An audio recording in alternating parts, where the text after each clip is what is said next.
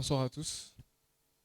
J'espère qu'on va bien ce matin et je suis très heureux de vous souhaiter la bienvenue à cette 9e édition du Salon Osiane avec pour thème Bongwana, transformons nos défis en opportunités. Et dans cette salle aujourd'hui, c'est ce qu'on va faire.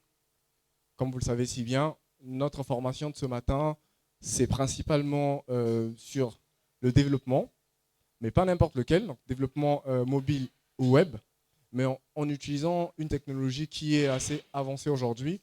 On entend parler de cette technologie tout le temps, H24, mais concrètement, on se pose la question si les gens connaissent réellement son importance. Et c'est ce qu'on va essayer de voir aujourd'hui, c'est comment donc joindre le développement web et notamment mobile en utilisant effectivement la force de l'intelligence artificielle qui devient un outil incontournable aujourd'hui. Maintenant que j'ai dit ça, moi c'est Monsieur Tachini Verdi, ou si vous voulez Tachini Verdi, et je suis ingénieur en génie numérique, spécialité gestion de projet et intelligence artificielle. Et donc c'est avec moi qu'on va passer ces 2 heures-là. Juste avant de commencer, j'aurais 2 petites questions à poser pour nous mettre un peu dans le contexte et pour mettre tout le monde dans le bain, parce que j'aimerais surtout que ça soit une formation assez détendue. Je ne veux pas qu'il y ait une barrière entre vous et moi. Vraiment, je veux que ça soit assez détendu. Donc, la première question que j'aimerais poser, est-ce que dans cette salle, j'ai des porteurs de projets, des start-upers, bref, des gens qui rêvent, hein, des Bill Gates, des Mark Zuckerberg. Est-ce que j'ai des rêveurs dans cette salle, s'il vous plaît? On va commencer par ça. Est-ce que j'ai des porteurs de projets? Est-ce que j'ai des gens qui font dans le digital? Est-ce que j'ai des gens qui s'intéressent au numérique? On commence par les porteurs de projets. Qui est porteur de projet? Ok, d'accord. Ceux qui ont des idées de projet. Super. Et les rêveurs. Ceux qui veulent être des Bill Gates, des Zuckerberg, Elon Musk. 3 seulement? Ça? Ok. Parce que je commencerai par nous donner une petite information que vous connaissez tous. Le chemin le plus court pour aller vers un point A, pour aller d'un point A à un point B, c'est-à-dire que pour atteindre son objectif, généralement, ce n'est pas la motivation, ce n'est pas l'argent, c'est rien qu'on peut imaginer, mais c'est le rêve. C'est la première des choses qu'il vous faut si vous voulez réussir dans tout ce que vous voulez entreprendre. C'est d'abord commencer par rêver. Comme certains disent, rêver grand. Ok, donc je vais prendre une personne qui m'a dit qu'elle était porteur de projet, parce que c'est important. Elle est où? Porteur de projet. C'est le monsieur là-bas, c'est ça? Est-ce que vous pouvez simplement vous présenter un tout petit peu et nous dire c'est quoi le projet que vous portez? Oui. Ah, vous n'êtes pas porteur. C'est qui a dit qu'il était porteur? Oui, monsieur. Vous pouvez vous présenter et nous dire simplement le projet que vous portez?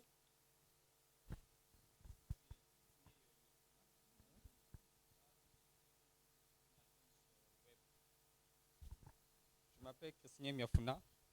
Je porte un projet sur une agence web qui développe aussi des sites web, mais je veux aussi approfondir sur le développement des applications. Très intéressant. Ça veut dire qu'elle a bien choisi la formation. Quelqu'un d'autre? On prend une deuxième personne? Ok, pas de souci. Donc, on va commencer.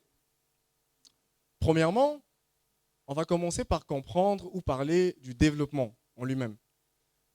Généralement, quand on entend ce nom, ça peut prêter à confusion parce que développement, on peut parler de développement personnel, on peut parler. Développement prend plusieurs contextes.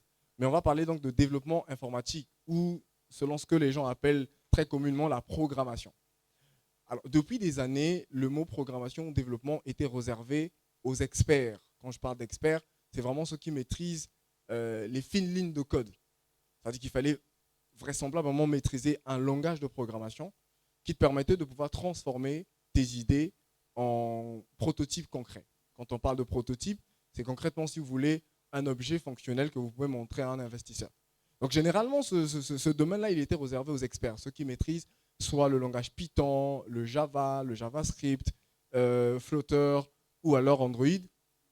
Bref, aujourd'hui, avec l'évolution de l'intelligence artificielle ou même de la technologie ou du numérique, les formes de développement ont changé.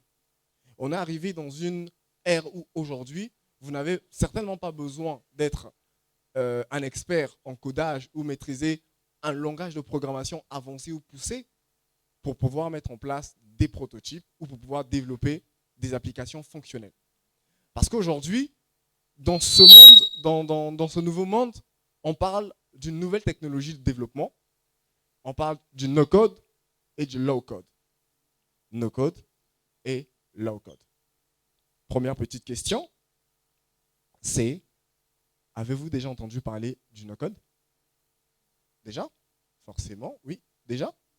Ok. Ok. Est-ce que quelqu'un comprend ou quelqu'un peut nous dire c'est quoi le principe du no-code? Oui. Le no-code? Alors, merci pour la parole. Le no-code, c'est le fait disons, concevoir un site web, dans notre cas, sans utiliser, comment dire, les langages, mais passer par les IA. Voilà, c'est un peu ça. Quelque chose à rajouter? Allez-y.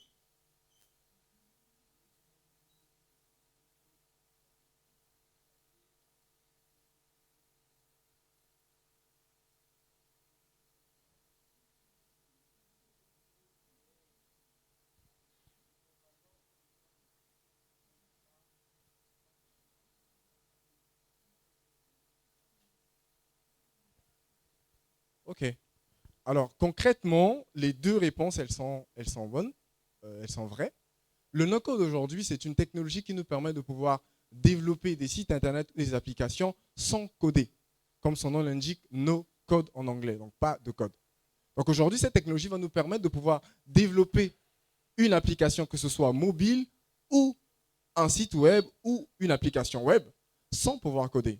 Alors là, souvent, la question que les gens se posent, comment on peut faire quelque chose sans savoir coder? Le no-code va donc utiliser une technologie qu'on appelle le drop and draw.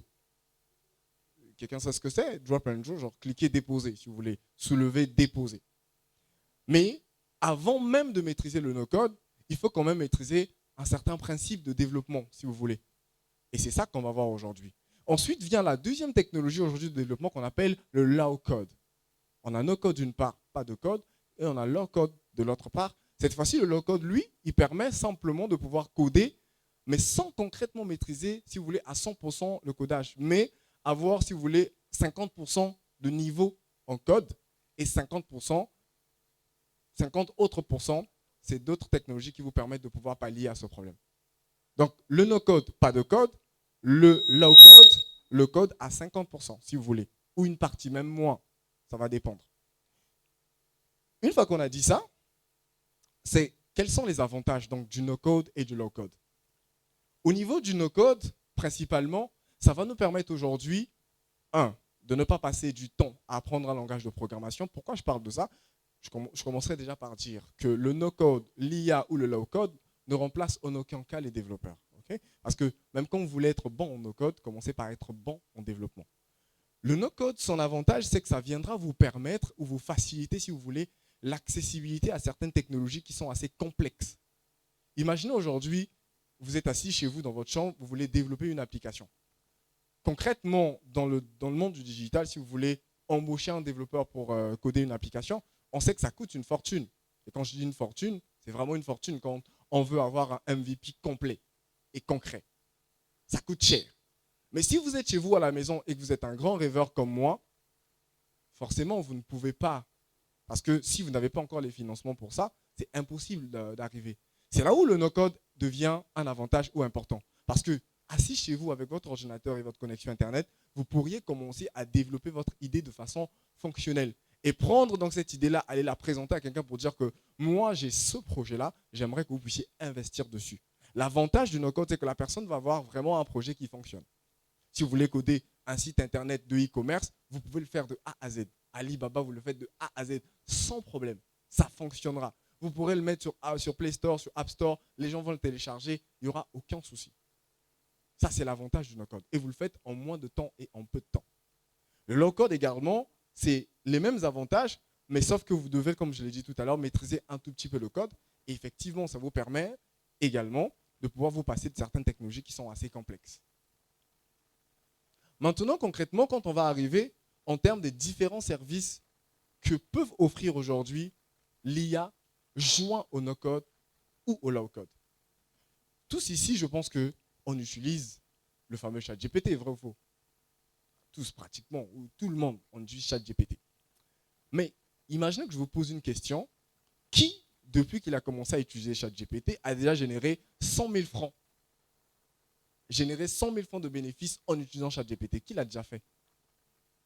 100 000 francs de bénéfices, ça dit que tu utilises quelque chose de gratuit, tu as fini d'utiliser, tu as vendu la chose que ChatGPT t'a généré à 100 000. Qui a déjà fait ça? Ici dans la salle. Ah, là, tout le monde me regarde bizarrement, on dit, mais le gars là, qu'est-ce qu'il raconte? Il est fou. Mais je vous le dis que c'est possible. Pourquoi? J'ai commencé par parler de ChatGPT parce que je me suis rendu compte qu'on n'utilise pas ChatGPT dans son plein potentiel. Généralement, nous, on s'arrête à la forme basique de ChatGPT. Est-ce que vous savez qu'aujourd'hui, dans le monde, il y a un nouveau métier qui vient de naître avec l'évolution des IA qu'on appelle le prompt engineering? Vous connaissez? Il y a des entreprises qui recrutent des prompt engineers qui sont spécialisés que leur rôle, c'est d'aller chercher au plus profond de ChatGPT, vraiment aller chercher des choses que vous et nous ne pouvons pas faire. Parce qu'eux, ils savent, juste avec le prompt. Le prompt, c'est quoi? C'est ce que vous demandez à ChatGPT. Quand tu dis à ChatGPT, généralement une recette de moimbe, ça s'appelle un prompt. Quand tu lui dis, je sais pas, aide-moi à traiter ce devoir de SVT, c'est ça le prompt. Mais sauf que vous et nous, on s'arrête à ça. Génère-moi ceci, génère-moi cela, génère-moi X, génère-moi Y. On est d'accord? Mais alors que non, on peut aller chercher d'autres puissances sur ChatGPT. Imagine que je vous informe que ChatGPT peut vous coder toute une application de A à Z. Vous saviez ça? Voilà. Seulement, il faut avoir le bon prompt, il faut savoir comment aller demander à ChatGPT de nous générer ce dont on a besoin. Donc, la force de l'IA au niveau du service de création des applications, c'est que l'IA devient un assistant majeur qui peut nous permettre d'aller non seulement rapidement, mais pouvoir intégrer des fonctionnalités, je pourrais dire, magiques dans nos applications. Même quand on ne sait pas 100% coder, si vous voulez. Ensuite, la première des choses qu'on doit savoir, c'est que l'IA doit nous permettre de structurer nos idées. Parce que avant de commencer chaque chose, aujourd'hui, je peux être dans ma chambre, je me dis, pim, je veux créer une application qui permet aux gens de faire de la réservation des médecins, par exemple, en ligne. Ça, c'est mon idée. Mais partant de cette idée, qu'est-ce que j'ai besoin? Il faut que je la structure. Il faut que je fasse une organisation visuelle et conceptuelle de mon projet. OK? À ce niveau, j'ai besoin d'un élément. Ça s'appelle le document de présentation de mon projet. OK? C'est là où ChatGPT, ou si vous voulez d'autres applications, parce que personnellement aujourd'hui, je ne vous parlerai pas trop de ChatGPT, je vais vous parler d'une autre application qui est, elle est boostée pour ça, concrètement, pour vraiment être votre assistant en termes de structuration d'idées pour vos projets de développement. Donc, en un, on va structurer l'idée de notre projet en développant notre document de présentation. À l'intérieur, il y a le nom du projet, il y a les objectifs du projet. On va faire une petite étude du marché. Bref, il y a plusieurs éléments qu'il faut définir dans le document de présentation. C'est là où on parle de structuration d'idées. Ensuite, il faut gérer le contenu. Gérer le contenu, c'est quoi? C'est que ChatGPT peut vous permettre aujourd'hui de créer donc les textes que vous mettez dans vos applications. C'est ce qu'on appelle par la rédaction web. Quand vous arrivez sur un site internet, je prends l'exemple du site internet de MTN ou RTL, vous allez voir qu'il y a effectivement, vous arrivez, il y a la page d'accueil, mais il y a tout un tas de textes, on va appeler ça des textes publicitaires si vous voulez, ou communicationnels. On va vous dire par exemple, je ne sais pas, par exemple là, je lis Salon international de la tech et de l'innovation d'Afrique centrale, Bongwana 13-16 mains. Tout ça inclus dans un site internet, ça s'appelle la rédaction web. Et ChatGPT ou les autres applications vous permettent donc de pouvoir générer ce contenu texte qu'on appelle effectivement donc de la rédaction web. Ça, c'est la deuxième force de l'IA qui vous aide dans la création de vos applications. Enfin, en 3, ça vous permet de créer une logique. Alors, c'est là que ça devient important. C'est quoi la logique dans une application? Je vous ai dit tout à l'heure, on a pris l'exemple de je veux créer une application qui permet de pouvoir faire de la réservation de médecins. Si vous vous posez la question, c'est quoi la logique de cette application ou de cette idée? Quelqu'un peut me répondre, c'est quoi la logique d'une application qui permet de pouvoir faire la réservation de médecins ou réserver par exemple des consultations ou faire des consultations en ligne? C'est quoi la logique derrière, selon vous? Bon, concrètement, la logique, c'est quoi? On a dit ici le développement logique, métier ou de code simple. Qu'est-ce que concrètement, on va enlever le mot code et métier. C'est quel est l'objectif pour lequel vous développez votre application? C'est-à-dire que, imaginons, on vous dit, voilà, je vais prendre le cas simple. Un chemin qui permet à quelqu'un d'arriver à acheter, par exemple, un produit. Je suis un consommateur. Qu'est-ce qui me poussera à aller jusqu'à l'étape finale pour acheter, par exemple, un produit de beauté dans une entreprise? Il y a un, par exemple, le stimuli. Il faut que j'arrive à avoir ce besoin-là. En deux, il faut que j'ai les finances. En trois, bref, il y a plusieurs étapes qui me ramèneront jusqu'à l'achat de ce produit. Et ces étapes-là, c'est ce qu'on appelle donc la logique. Par exemple, quand vous allez arriver dans votre application, quand on vous dit la première des choses, quand on lance votre application, qu'est-ce qui apparaît en premier? Est-ce que c'est le logo de votre entreprise? Est-ce que c'est un texte? Est-ce que c'est une animation? Est-ce que c'est une vidéo? Ensuite, est-ce qu'il y aura un bouton? Le bouton doit permettre de faire quoi? Où est-ce que ça ramène qu'on appelle l'utilisateur? C'est tout ça, c'est la logique de votre application. Mais généralement, je parie ma tête. Quand on commence à développer, généralement, on se dit, on ne pense même pas à tout ça. C'est-à-dire qu'on veut aller sur le tas. On se dit, bon, ça, oui, c'est ça que je vais faire.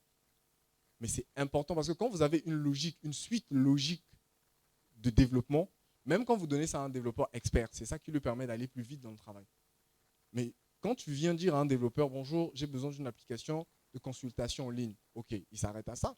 Tu lui demandes donc de travailler sur toute la partie réflexion et logique de ton application. Et c'est là où beaucoup de porteurs de projets passent à côté parce que j'avais une idée de base, je me rends compte que ce que j'ai développé, ce n'était même pas ça. Parce que je n'ai pas défini ma logique. Donc en troisième point, il est important de créer la logique de son application. Et cette logique va vous permettre donc d'arriver, on va revenir sur ça tout à l'heure, sur cet aspect, ce mot-là, MVP, le mot le plus important que tout porteur de projet, et là je ne parle pas que des développeurs, je dis bien tout porteur de projet devrait avoir en tête un MVP. Un MVP, qu'est-ce que c'est? De manière simple, ces trois mots veulent dire répondre le besoin le plus important de mon utilisateur. Pourquoi je crée cette application, pourquoi je crée ce projet et quelle est la solution exacte que j'apporte à mon utilisateur. Ça nous permet de venir sur un point. On vous dit difficulté, par exemple, de vendre ses vêtements en ligne localement. On définit en premier lieu le problème. Donc, on va identifier le problème de façon claire. Une fois qu'on a identifié le problème, on se dit, je veux créer une application de réservation de consultation en ligne parce que je me rends compte que les gens, par exemple, ont du mal à pouvoir accéder aux soins quand c'est pour des cas d'urgence. Parce que quand on arrive dans les hôpitaux, c'est des longues files d'attente, etc., etc. Donc moi, je prends ça, ça devient mon problème. Ça, c'est mon problème. Ensuite, de mon problème, je dois pouvoir imaginer la solution minimale. C'est ça qu'on appelle le MVP. La solution minimale, c'est la solution qui vient résoudre au problème directement. Je ne passe pas par quatre chemins. C'est pour ça qu'on est souvent accro à certaines applications. Exemple, TikTok. Quelqu'un peut me donner c'est quoi le MVP de TikTok? Genre la solution minimale de TikTok, c'est quoi selon vous? Pardon? Spot, non. Se divertir, oui, je suis d'accord. Mais genre, pourquoi ils veulent qu'on se divertisse? Genre, c'est quoi c'est la rétention. Plus on passe du temps sur TikTok, plus ils sont contents. Ils veulent qu'on passe beaucoup de temps sur TikTok. Vous n'avez jamais remarqué quand vous arrivez sur TikTok, vous n'avez plus envie de ressortir? Ceux qui sont fans, c'est comme une drogue. On en devient accro. Dès qu'on l'utilise une fois, c'est bon, on est accro. Et c'est ça le but. Le but de TikTok, ce n'est même pas que vous venez poster, publier. Non, ils ne sont même pas là-bas. Parce que de toutes les façons, quand vous prenez TikTok, ce que nous, on utilise en Afrique est différent de ce que les Chinois ils utilisent. Vous savez ça, non? Ici, chez nous, c'est le divertissement. Chez eux, c'est autre chose. Hein. Chez eux, c'est même scientifique. Il y a même c'est plus des vidéos scientifiques qui sont publiées que des vidéos de divertissement. Donc, l'idée principale, la solution que TikTok nous avait proposée, c'est que, ok, on se rend compte que les gens ont beaucoup de temps à perdre et nous, on veut récupérer ce temps-là. On les divertisse. Et nous aussi, on a dit, oui, on a beaucoup de temps à perdre. On a même rajouté le temps qu'on avait. Si avant, j'avais 4 heures du temps, maintenant, je vous donne 8. Ah, quelqu'un se réveille le matin, 6 heures, avant même de faire quoi que ce soit. Il prend d'abord son téléphone, vérifie même tes mails, papa, maman. Parfois, tu as eu une offre d'emploi. Non. Blah, TikTok. Je vais voir Abdoulaye, le comédien, c'est comme ça qu'on l'appelle. Je crois qu'on a un comédien qui s'appelle Abdoulaye. Je vais voir un tel et je suis content. Et je vois, il est 14 heures. Et il fallait que j'aille à tel endroit. Non, je suis désolé, je faisais quelque chose de très important. On ne dit jamais que j'étais sur TikTok. Ah, désolé, je retarde, je faisais quelque chose de très important à la maison. Dis-nous que tu étais sur TikTok. Donc, le MVP, c'est imaginer la solution minimale qui vient résoudre au problème exact de notre consommateur final. Donc, par exemple, l'application permettant de poster une photo, plus prix, plus description d'un vêtement à vendre. Ça, c'est l'exemple sur lequel on va travailler sur ce TP aujourd'hui. C'est la création, je ne sais pas si vous connaissez une application qu'on appelle Vinted, c'est ici en France.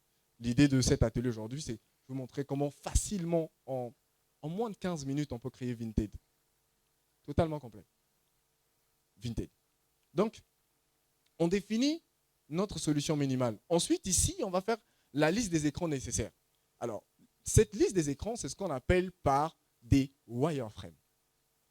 Alors, une wireframe, c'est quoi? C'est un dessin levé à la main, si vous voulez, de l'idée de chaque partie de votre application. Par exemple, à quoi doit ressembler l'espace accueil de mon application? Je prends... Quelqu'un peut me donner une feuille et un stylo, s'il vous plaît? Merci.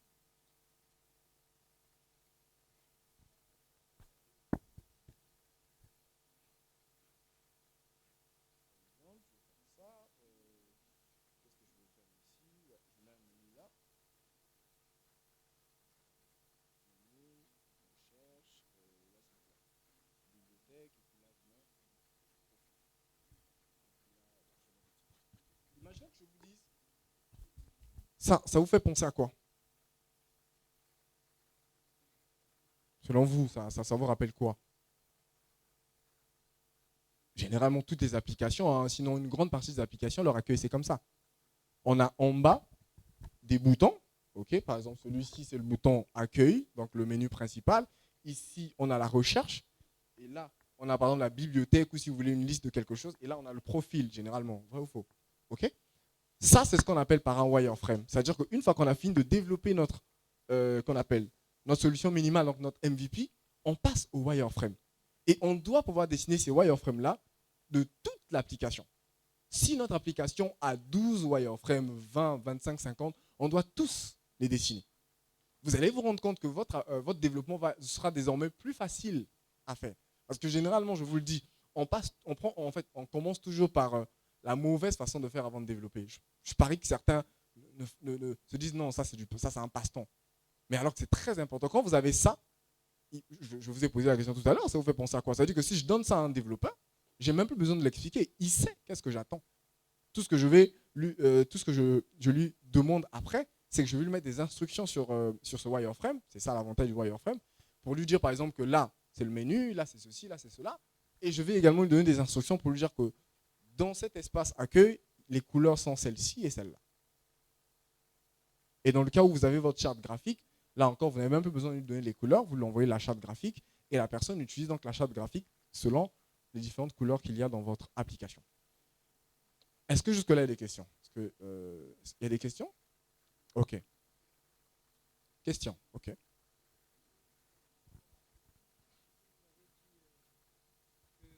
Le no-code et le low-code, ça ne remplace pas les développeurs. Mais c'est un grand atout, c'est très rapide, c'est moins cher et tout ça. Bon, moi, je voulais donc savoir si ça ne remplace pas les développeurs, alors que c'est plus rapide et tout ça là. C'est donc quoi la limite du low-code et du no-code? Parce que vous savez, dans toutes choses, des avantages. Ça, c'est une très bonne question. Effectivement, le no-code et le low-code, ils ont beaucoup de limites. La première limite, c'est par exemple la capacité à pouvoir faire évoluer votre application. Vous savez, généralement, quand quelqu'un produit une application, elle va dire, par exemple, c'est la version 1.0.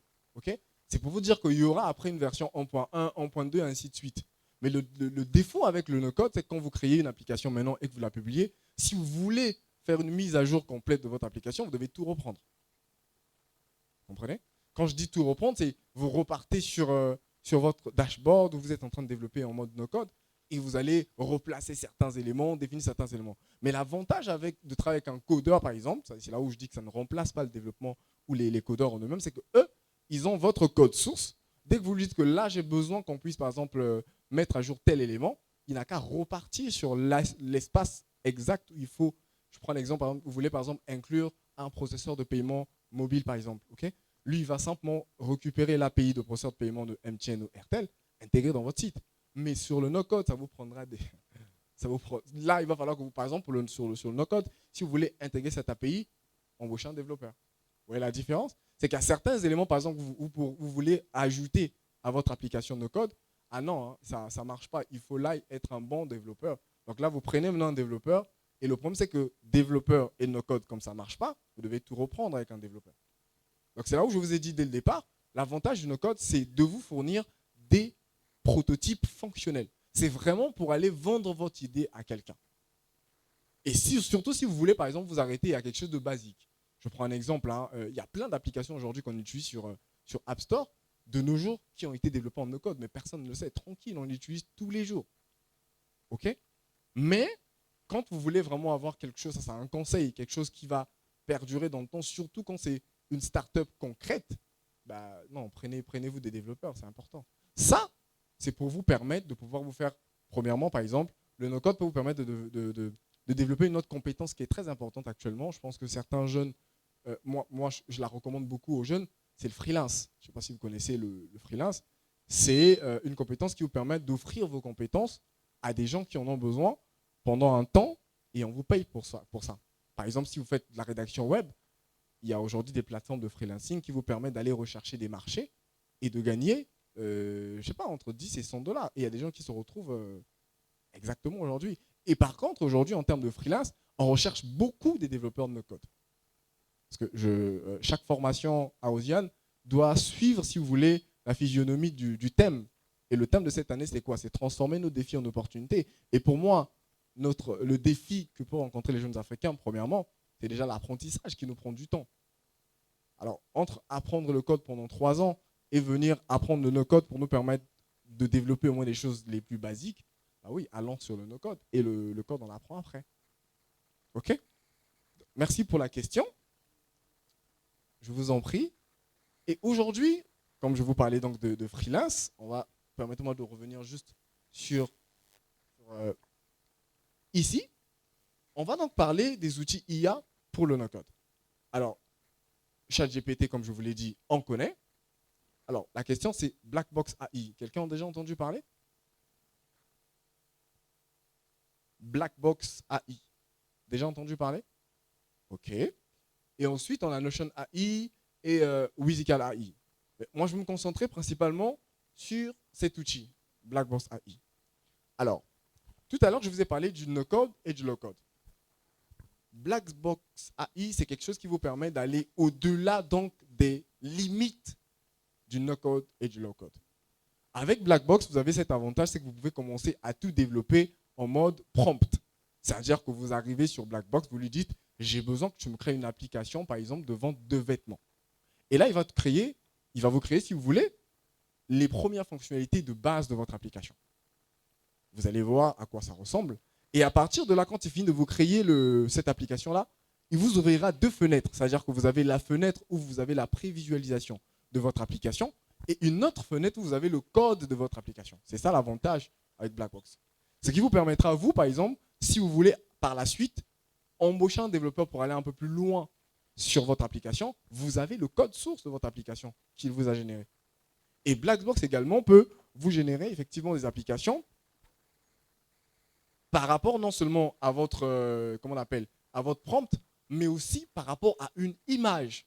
C'est-à-dire que sur Blackbox, je vous en prie, je prends cette image, je la scanne avec mon téléphone, je la mets dans mon téléphone, j'arrive sur Blackbox, je télécharge cette image, je lui dis « Produis-moi ce wireframe ». Je vous jure qu'il le produit, genre vraiment l'application du wireframe ici, avec une image de base. C'est là où je vous ai parlé d'avoir d'abord ces wireframes. Parce qu'une fois que vous les avez avec Blackbox, vous pouvez effectivement transformer tout ce que vous voulez en produit concret. Maintenant, après, comme je vous l'ai dit, l'avantage, c'est que vous avez la partie code et la partie visualisation de votre projet. Maintenant, revenons-en à ce point, se lancer comme freelance grâce au no-code. Alors, l'avantage avec, comme je vous l'ai dit, du no-code, c'est que, quand vous l'apprenez, ça vous permet de pouvoir vendre vos services, que ce soit des créations d'applications app pour les entrepreneurs, les artisans ou même les ONG. Vraiment des applications qui peuvent être assez basiques. Et plus tard, on verra comment et où on peut aller rechercher ces différentes offres de marché. Mais ça vous permet également de créer vos propres produits, donc développer des produits numériques propres à vous. Ça peut être, je ne sais pas, ça peut être une carte de visite digitale, ça peut être, je ne sais pas, une carte de santé digitale. Vous pourrez effectivement, l'avantage avec le no-code, développer ça sans avoir de compétences en développement. Et après, on va apprendre également de proposer, comme je vous l'ai dit tout à l'heure, des prototypages. Alors ça, c'est vraiment, j'insiste là-dessus, la partie prototypage, c'est pour ceux qui vraiment ont ce que moi j'appelle de très grandes idées et qui veulent aller vendre ces idées-là aux investisseurs. Là, à côté, on a le challenge Startup Bassin du Congo.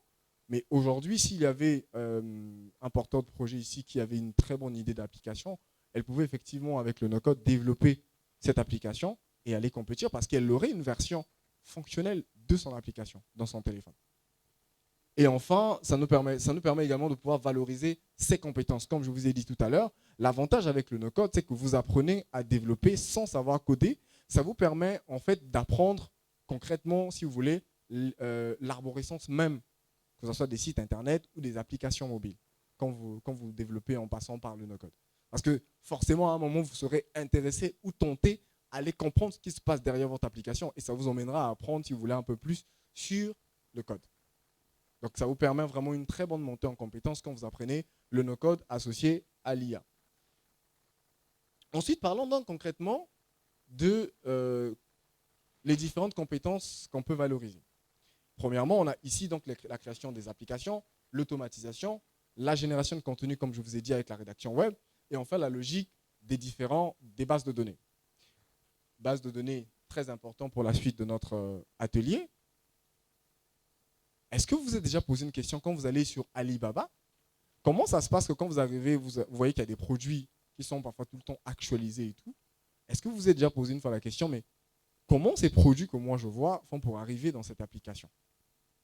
Vous vous êtes déjà posé cette question? Genre, les images du produit que je vois, comment c'est aussi accessible à tout moment, à chaque fois que j'en ai besoin?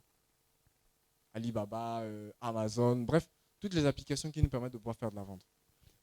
Derrière, il y a ce qu'on appelle par une base de données. En fait, une base de données, c'est quoi? C'est une structure logique qui vous permet de pouvoir structurer vos informations. Et après, cette base de données, elle est connectée à votre application ou votre site internet qui, à chaque fois que la personne accède à votre site ou votre application, la base de données renvoie effectivement les données que vous avez stockées en entrée. Et la base de données reprend un principe assez simple.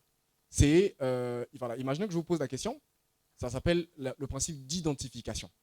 Je vous pose la question de savoir comment vous faites pour savoir que, je prends un exemple, que cette personne, elle est élève, par exemple.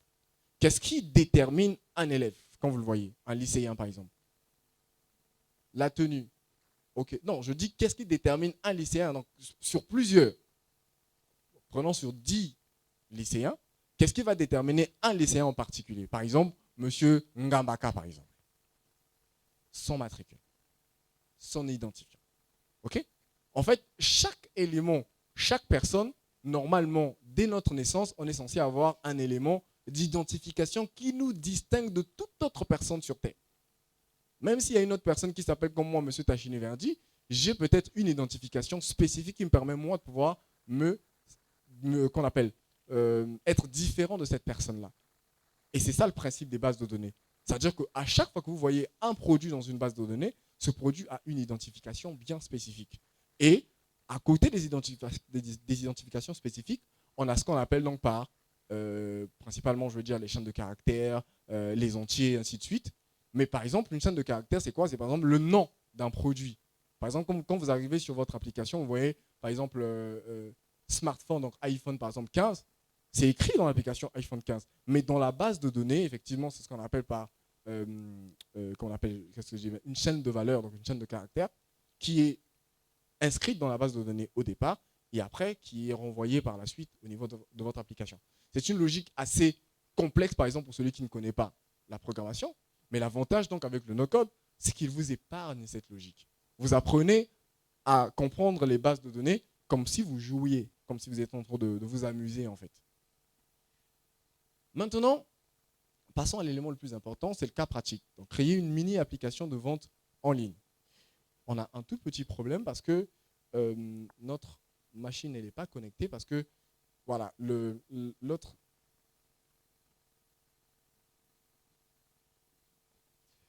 l'autre difficulté que j'ai oublié de mentionner du no-code, c'est que la plupart des outils no-code sont des outils online. C'est-à-dire que vous les utilisez quand vous êtes tout le temps connecté. Okay. Par contre, vous allez également trouver d'autres outils de no-code qui sont offline.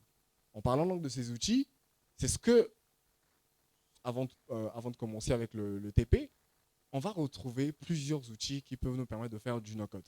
Alors, concrètement, depuis que je vous parle du no-code, je suis sûr que vous posez la question, mais on fait ça où et comment?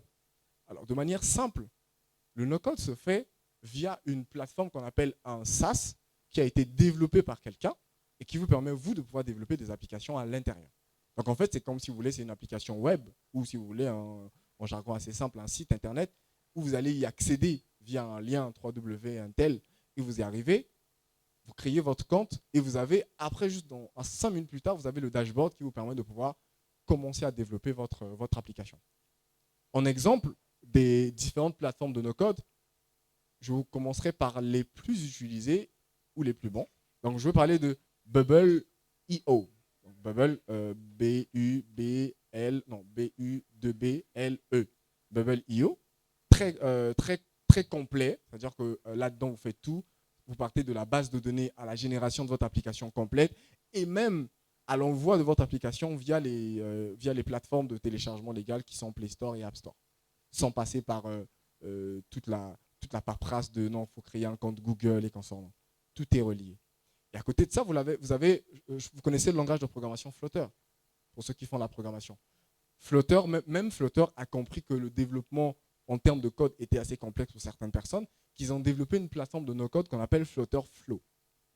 Okay. Flutter Flow vous permet également de faire du no-code. Il est aussi assez complet. Maintenant, moi personnellement, celui que je vous recommande, ou celle que je vous recommande, parce qu'elle est facile, elle est rapide, elle ne vous prend pas trop la tête, c'est Adalo. C'est la plateforme le numéro 1 au monde en termes de no-code. Adalo, comme son nom l'indique, A-D-A-L-O. C'est vraiment la plateforme, si vous voulez, la plus utilisée en termes de développement no-code.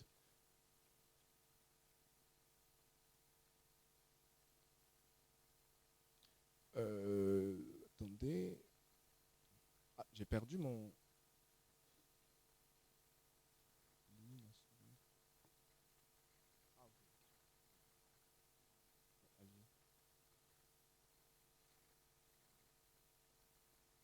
Donc, je vais vous montrer l'exemple d'une application.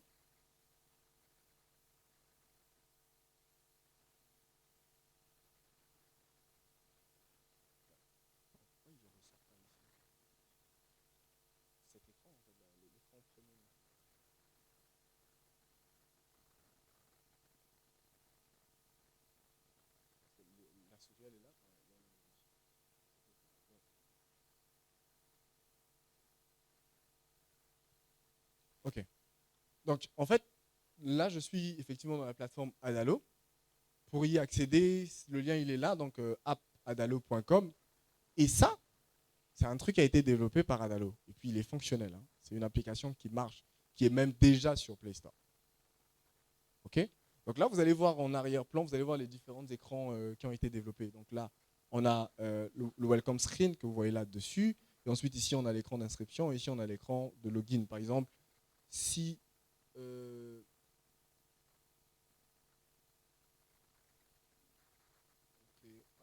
clique là sur commencer, ouais, j'arrive sur l'inscription. Okay. Si je clique par contre sur OK, je veux plutôt créer un compte, là, il me ramène sur la création d'un compte. Et ça, je l'ai fait en 2 minutes. Genre les 3 petits écrans que je viens de vous montrer avec les 3 petits bouts de clic, c'est en 2 minutes. Et c'est pas que c'est juste des images, c'est que c'est fonctionnel. C'est-à-dire que si je viens là pour me connecter, c'est comme je vous ai dit, parce qu'on n'a pas de connexion, je mets le pseudo de la personne, je crée son mot de passe et j'accède à l'application. Genre, l'application a déjà sa base de données. Donc, les informations que j'entre dans cette application, elle est automatiquement téléversée dans ma base de données. OK? Maintenant, moi, je vous pose une question. Si au départ, je ne vous avais pas parlé d'Adalo, vous êtes sûr que cette application, vous aurez cru que ça a été fait via le no-code? Si vous croisez cette application sur Play Store, vous la téléchargez, vous sauriez que c'est du no-code. Pourquoi alors on ne fait pas le no-code? Pourquoi aller se taper la tête avec Java? Surtout quand on sait que... Non, mais en vrai. Surtout quand on sait que, généralement, quand on commence le développement d'une application, on n'en termine pratiquement jamais. Ça prend des années. Et avec le temps qui nous est parfois imparti, c'est difficile de joindre les deux bouts. Surtout quand on est seul. Hein. Parce qu'encore quand vous avez une équipe, vous avez votre argent, les PDG comme on les connaît. Non, c'est facile. Ils débloquent ces 5 millions, ils déposent sur la table, développez l'application, ramenez-moi le MVP et c'est tout. Mais vous et nous, déjà, on ne veut pas aller étudier le code. 2, bon, d'accord, on veut aller étudier le code, ça coûte cher. 3, quand on finit d'étudier le code, généralement, on ne veut pas travailler pour nous, on veut maintenant travailler pour les gens. Parce qu'on se dit, bon, moi-même, je vais commencer par développer quoi? Et enfin, 4, je suis désolé de vous le dire, mais on est fainéant. On se trouve trop d'excuses. Ah oui, là, je suis sûr que, comme je vous ai dit, Adalo est en ligne. Aïe, aïe, aïe, aïe. RTL, Orange, Connexion, tata fort. On se trouve trop d'excuses. Et c'est la raison du ralentissement de notre jeunesse. Je suis désolé, la jeunesse congolaise. On se trouve beaucoup d'excuses. On se dit que, oui, ce que je n'arrive pas à faire aujourd'hui, je vais la faire demain. Ah non, je suis désolé. Hein. Tu ne fais pas ça aujourd'hui. Demain, c'est une autre journée. Demain, c'est une autre journée. Allez-y.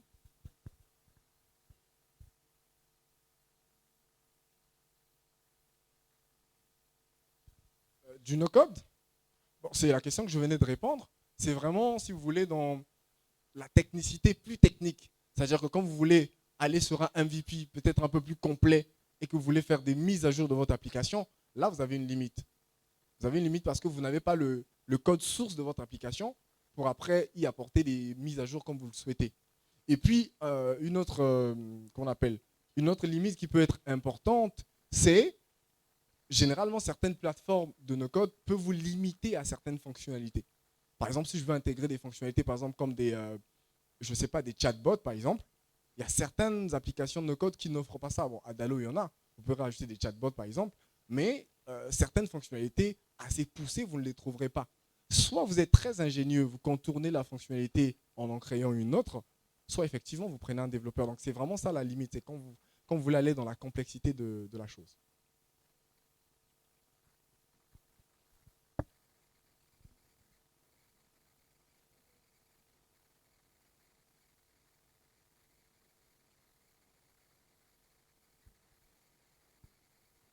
Effectivement, c'est là où on a commencé par parler de l'avantage d'utiliser des IA en développement. Et je vous ai dit tout à l'heure, je vous parlerai d'une IA. Claude, je ne sais pas si vous connaissez Claude AI. Alors Claude AI, pour moi, c'est la meilleure intelligence artificielle à part ChatGPT parce que lui, c'est vraiment le grand des grands. Je le mets à côté. Mais Claude, en termes de développement logique de certains aspects et éléments plutôt, il est incontournable. Je vais vous prendre un exemple. Voilà le processus généralement de quelqu'un qui veut commencer à développer une application. Je me réveille un matin, j'ai une idée de projet. Okay, ça, c'est la première des choses. Je fais quoi? Je note mon idée. Une fois que j'ai fini de noter mon idée, je commence maintenant à partir de là à travailler avec l'IA parce que je veux l'étoffer. Je dois comprendre certains éléments qui tournent autour. Première question, je récupère mon idée de projet, je vais sur Claude AI. Je lui donne un prompt. Agis comme un expert. Ça, c'est un petit élément en plus. Pour ceux qui connaissaient, tant mieux. Pour ceux qui ne connaissaient pas, acceptez d'apprendre. Donc, si vous voulez, par exemple, pousser votre IA à aller un peu plus loin sur ce que vous lui demandez, commencez toujours par lui demander d'agir comme un expert. Ok? Vous lui demandez, agis comme un expert et donnez-lui le domaine d'expertise que vous voulez. Si vous voulez qu'il agisse comme un expert en développement, dites-lui, agis comme un expert en développement Flutter. Agis comme un expert en développement Python. Précisez. Si vous voulez aussi qu'il soit celui qui va vous écrire votre mémoire de fin de stage ou d'année, agis comme un expert en rédaction de mémoire. Ah oui, je vous assure. Et il vous sort une pépite. Hein, une pépite. Donc, commencez par lui demander d'agir comme un expert. Et ensuite, vous lui donnez l'idée de votre projet. Donc, agis comme un expert en développement d'applications et en recherche de solutions à des problèmes spécifiques liés à tel environnement. Qu'est-ce que vous venez de faire? Vous venez de lui donner votre idée, mais aussi le contexte. Parce que n'oubliez pas que les intelligences artificielles que nous utilisons, elles ne sont pas boostées à l'environnement africain. C'est ce qu'on appelle par, si vous voulez, l'entraînement des IA. Si vous voulez qu'aujourd'hui, l'IA ChatGPT commence à avoir plus d'informations sur le Congo, il faut que nous, on le lui donne. Parce que l'intelligence artificielle ChatGPT ne connaît pas strictement grand-chose sur le Congo, si ce n'est que des informations ou des données qui sont déjà sur Internet, puisqu'aujourd'hui, ChatGPT peut aller en rechercher sur Internet. Mais si vous voulez lui donner les informations spécifiques que ChatGPT n'a pas, vous devez le nourrir en informations. Donc, donnez-lui toujours un contexte. Par exemple, je crée une application pour le Congo-Brazzaville, précisément quartier Intel, Intel, Intel, Intel, il y a tel nombre d'habitants. Ensuite, la première question que vous devez lui demander, c'est de vous produire une problématique. OK? Juste produis-moi une problématique en fonction des difficultés que peuvent rencontrer les usagers ou les utilisateurs. Première question. Deuxième question, c'est en fonction donc du problème que tu auras trouvé, propose-moi une solution qui s'allie à l'idée de projet que je viens de te donner. Solution. Ensuite, demandez-lui, propose-moi un mini plan, ou si vous voulez, d'une étude de marché qui me permet de pouvoir définir les forces, les faiblesses, les opportunités et les menaces de ce projet. Est-ce que vous sentez la structure? Vous voyez de là où on est parti et de quel moment on est en train de descendre. Ensuite, à la fin, vous lui dites, après ça, j'aimerais que tout ce que tu produiras soit donné. Point final, entrez, envoyez le prompt et vous voyez le résultat. Le résultat, il est magnifique. Il vous produit quelque chose, comme je vous ai dit, de logique, ordonnée et tout. Et là, quand vous aurez ça, vous aurez effectivement ce qu'on appelle par une position de prise de décision. Parce que ça vous permettra de voir un peu plus clair. Parce que vous savez, quand vous développez l'idée de votre projet dans votre chambre, vous n'êtes avec personne. Donc vous pouvez poser la question à personne pour savoir est-ce que mon idée elle est bonne? Est-ce que mon idée elle est mauvaise? Mais ChatGPT, en fonction des problématiques qu'il va effectivement analyser par rapport au prompt que vous lui avez donné, et des solutions, parce qu'il vous en proposera peut-être plusieurs, qu'il vous donnera, ça vous permettra de dire ok, ça c'était mon idée de base, mais est-ce qu'effectivement je ne peux pas, par rapport aux solutions que ChatGPT m'a proposées, de prendre ça comme solution. Ok? Et après ça, vous allez maintenant commencer à lui demander plusieurs autres éléments. Par exemple, j'ai besoin que tu puisses rédiger effectivement la rédaction web de mon application. Ensuite, j'ai besoin que tu me donnes les différents éléments de contenu de mon application. J'ai besoin que tu me donnes les différents wireframes de mon application. Bref, il vous listera tout. Et en fonction de ça, vous allez faire non seulement les choix, les bons ou les mauvais, mais aussi surtout savoir concrètement dans quelle direction vous allez. Okay, vous ne vous perdrez plus en fait. C'est ça l'avantage et la puissance de l'IA en termes de développement. Vraiment, c'est votre assistant.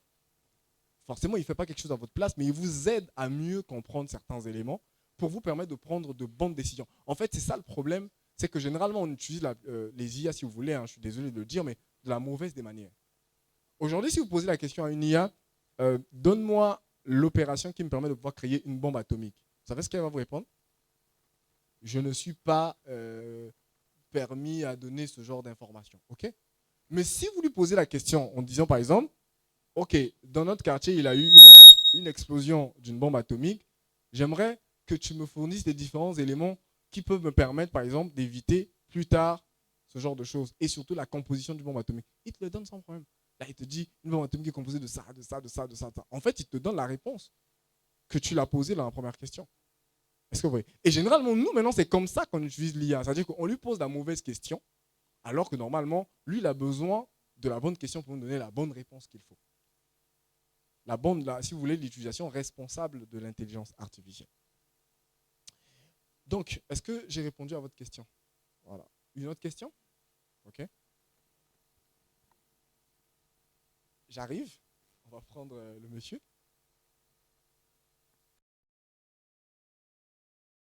Merci beaucoup pour la parole.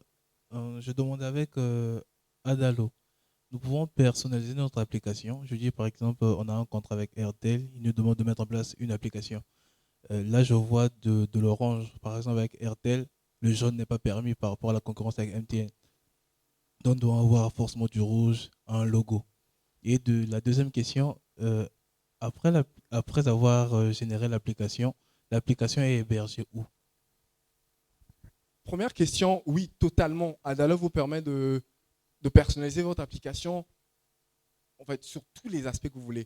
Vous voyez cette application, si les couleurs qui sont utilisées sont les couleurs de base de la charte graphique de ce projet. Du orange, du violet et du rouge.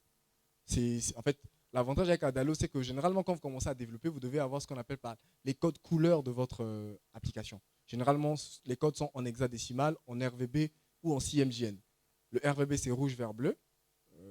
En anglais, c'est red, green, blue, donc rouge, vert, bleu. Et le CMJN, c'est cyan, jaune, machin. C'est, si vous voulez, marron, machin, je ne sais pas voir en anglais. Mais bref, je sais ce que c'est. Mais les codes hexadécimal, c'est, si vous voulez, c'est un dièse avec plusieurs numéros dessus. Donc vous devez avoir ce code hexadécimal de votre application.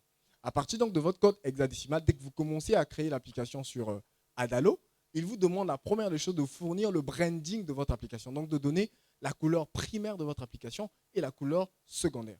Et il vous demande donc de le donner en code hexadécimal ou de sélectionner via l'espace pipette plutôt, aller rechercher la couleur spécifique de votre application.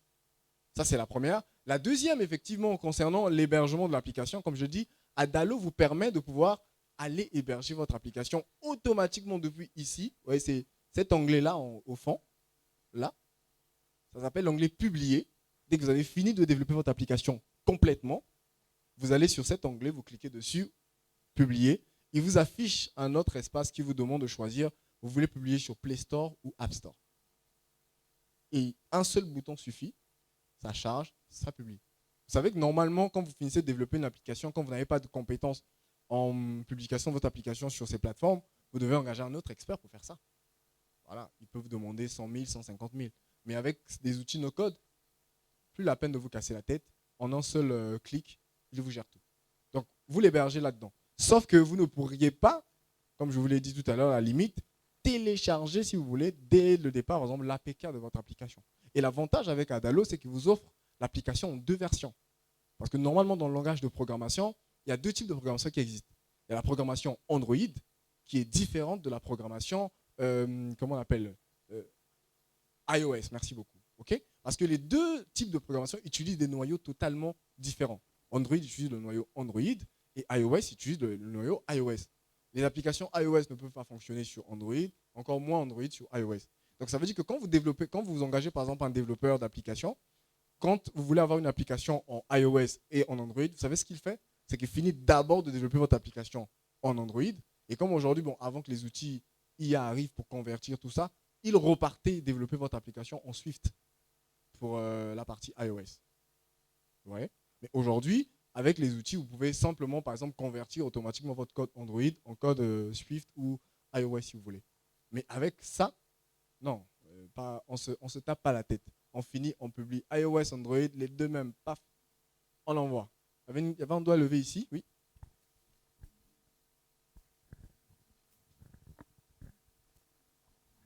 Oh, merci. J'aimerais connaître, après l'hébergement, il n'y aura pas de la visibilité, le côté SEO du site.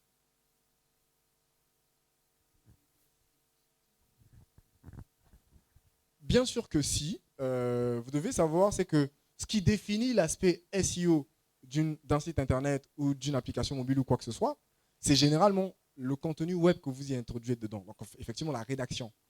Donc, vous devriez y rajouter des mots-clés qui sont peut-être les plus recherchés par rapport à votre niche.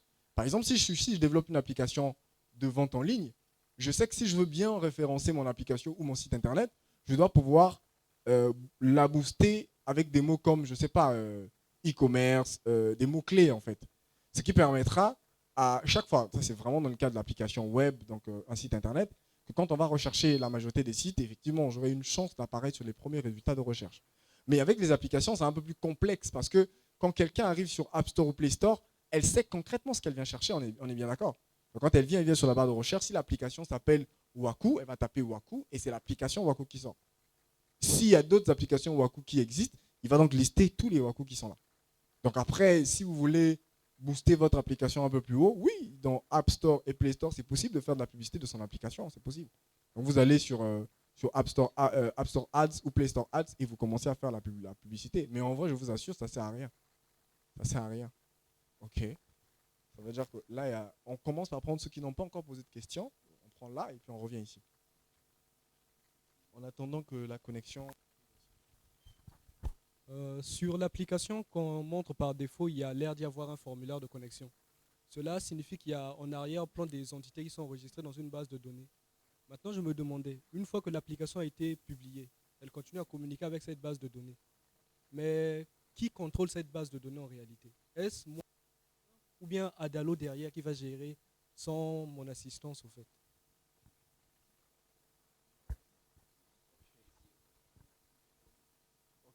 Déjà, quand vous arrivez sur Adalo, regardez ce petit onglet-là. C'est là la base de données, en fait, ici, là. Ce petit onglet. Donc, quand vous commencez à créer votre application, Adalo ne vous crée pas votre base de données de base. Non, vous devez le créer vous-même. Vous devez la créer vous-même, la base de données. Donc, pardon? Non, sans langage, en no-code. C'est ça l'avantage. C'est magnifique. En no-code. Donc, imaginez comment on crée une base de données en no-code. C'est magique, hein? Non, là, c'est plus du drag and drop. Là, c'est du enter. Donc, j'entre ce que je veux. Tu as besoin de quoi? Tu as besoin de la table étudiant. OK. Table étudiant. Tac, il sort la table étudiant. OK, quels sont les attributs? Non. Prénom, identifiant. Tac, tac, tac, paf, ça sort. Et l'avantage, maintenant, c'est que quand il crée la base de données en arrière-plan, quand vous allez donc développer, vous voyez là, j'ai le formulaire de connexion. Je vais donc aller rechercher dans ma base de données ici de Adalo, lui demander de me... En fait, chaque fois que la personne se connecte, d'aller rechercher dans la base de données la personne qui s'est inscrite à tel ou tel nom et effectivement de lui permettre de se connecter. Sauf que normalement, quand vous faites par exemple, quand vous le faites en codage, vous devez utiliser du SQL. OK? Le SQL va vous permettre de mettre la requête qui permet à votre application, donc le front-end, d'aller communiquer avec le back-end. Donc de demander par exemple, OK, quand la personne clique sur le bouton login, l'action du bouton login en SQL, c'est quoi? C'est qu'il va aller rechercher dans la base de données le nom ou l'identifiant que la personne avait, avec laquelle la personne s'est inscrite, et ensuite ramener cet identifiant-là sur le bouton connecter et donc lui permettre de se connecter. Et là, il y a deux possibilités. Il y a l'accès qui est OK et l'accès qui est dénié. C'est-à-dire que l'accès est OK si les informations inscrites ici concordent avec les informations qui sont dans la base de données. Et l'accès est refusé quand effectivement il y a échec de mot de passe ou et consort. Et ça, en code, vous définissez tout ça. Ça vous prend la tête, machin, ah, Seigneur. Mais ici, oh non, c'est bim, tout est fait. OK. Pardon, aidez-nous avec la connexion. Non, je pense que quand on va arriver sur la fin, ça sera plus... Juste demander. Maintenant, quand il faut naviguer dans la base de données, quand il faut faire par exemple des recherches, des changements et tout, est-ce que ce sera aussi automatique ou bien il va falloir... Le principe du no-code, c'est zéro code, zéro langage. On vous épargne tout ça. Donc, même quand vous voulez modifier, mettre à jour, supprimer, parce que ce sont les trois opérations d'une base de données, je modifie, je supprime ou je mets à jour, ça se fait toujours en no-code. En fait, quand vous allez arriver sur la partie base de données, vous allez voir un petit truc comme un tableau Excel avec tous vos trucs. Et il y a trois petits boutons. Modifier, supprimer, mettre à jour. Si vous cliquez sur modifier, effectivement, modifier c'est aussi mettre à jour, il vous affiche les informations donc, de votre base de données et il vous demande qu'est-ce que vous voulez modifier. Si c'est le nom d'une table quelconque, vous modifiez. En fait, vous faites tout ce que vous voulez. Si vous voulez aussi rajouter des informations dans votre base de données en mode je teste d'abord l'application avant que les personnes la testent en mode front-end, vous faites ça sans problème. Sans problème. Merci. Partons de la création d'une application par le no-code. J'aimerais savoir qu'est-ce qui garantit la sécurité de l'application face aux hackers. Très bonne question.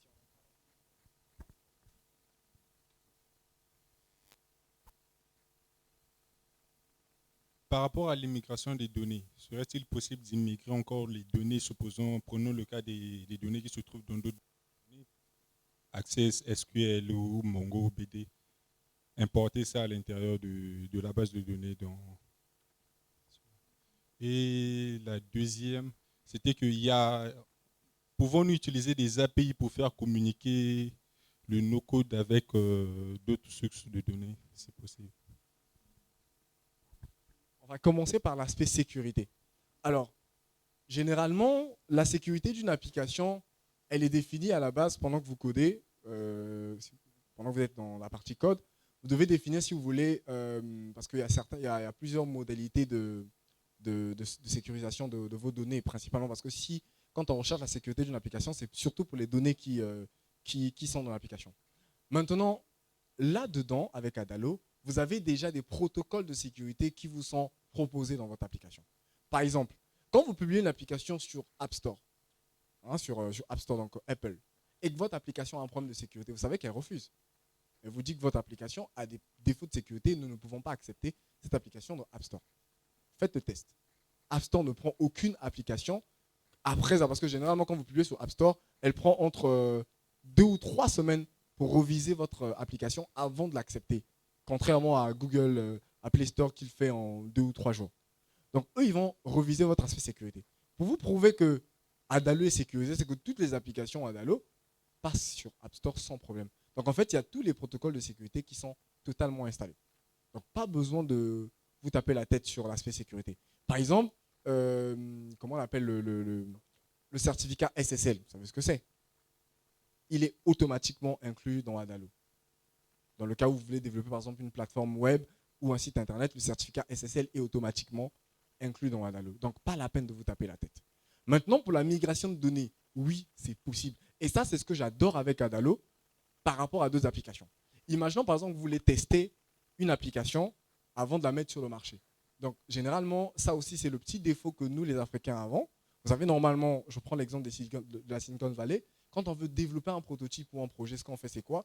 C'est qu'une fois que la première version du prototype sort, on invite des gens comme vous, comme ça. Okay, on vous donne des téléphones ou qu'on appelle des ordinateurs, et on vous demande d'utiliser cette application-là et de faire un retour sur place. Et après, vous allez manger, vous allez boire. Bref, vous êtes les premiers utilisateurs de cette application. Et en fonction donc de vos retours, ils vont effectivement mettre à jour certains éléments aussi. Quelqu'un dit que bon, ça, j'ai pas trouvé ça intuitif, j'ai trouvé que la partie connexion était un peu plus lente et tout et tout. Ils vont tout mettre en place avant de publier l'application. Et généralement, qu'est-ce qu'ils font? Ils vont donc aller rechercher via un formulaire des utilisateurs pour dire par exemple, ok, on va faire passer un formulaire ici, chaque personne va s'inscrire et on va mettre ce formulaire dans une base de données, ça peut être MongoDB, ça peut être MySQL, ainsi de suite. L'avantage maintenant avec Adalo, c'est quand dès que vous commencez à développer l'application, il vous pose la question. Qu'est-ce que vous faites avec l'application? Est-ce que vous voulez tester un produit? Est-ce que vous voulez tester un marché? Est-ce que vous voulez tester, est-ce que c'est une start-up, ainsi de suite? Peu importe l'élément que vous allez choisir, quand vous allez arriver à la partie base de données, vous demandera, est-ce que vous voulez que Adalo vous propose une base de données personnalisée? Est-ce que vous-même voulez personnaliser votre base de données? Ou est-ce que vous voulez migrer une base de données externe? Et là, il vous parle du fichier SSV, Excel, MongoDB, comment on appelle l'autre truc de Microsoft là? Comment c'est quoi son... Non, pas Oracle. Oui, même Oracle, mais il y a un truc... non, Power BI aussi, mais il y a un truc de Microsoft que les gens n'utilisent même pas là. Pardon? Non, pas ça. C'est rouge comme ça là, c'est dans le pack Office.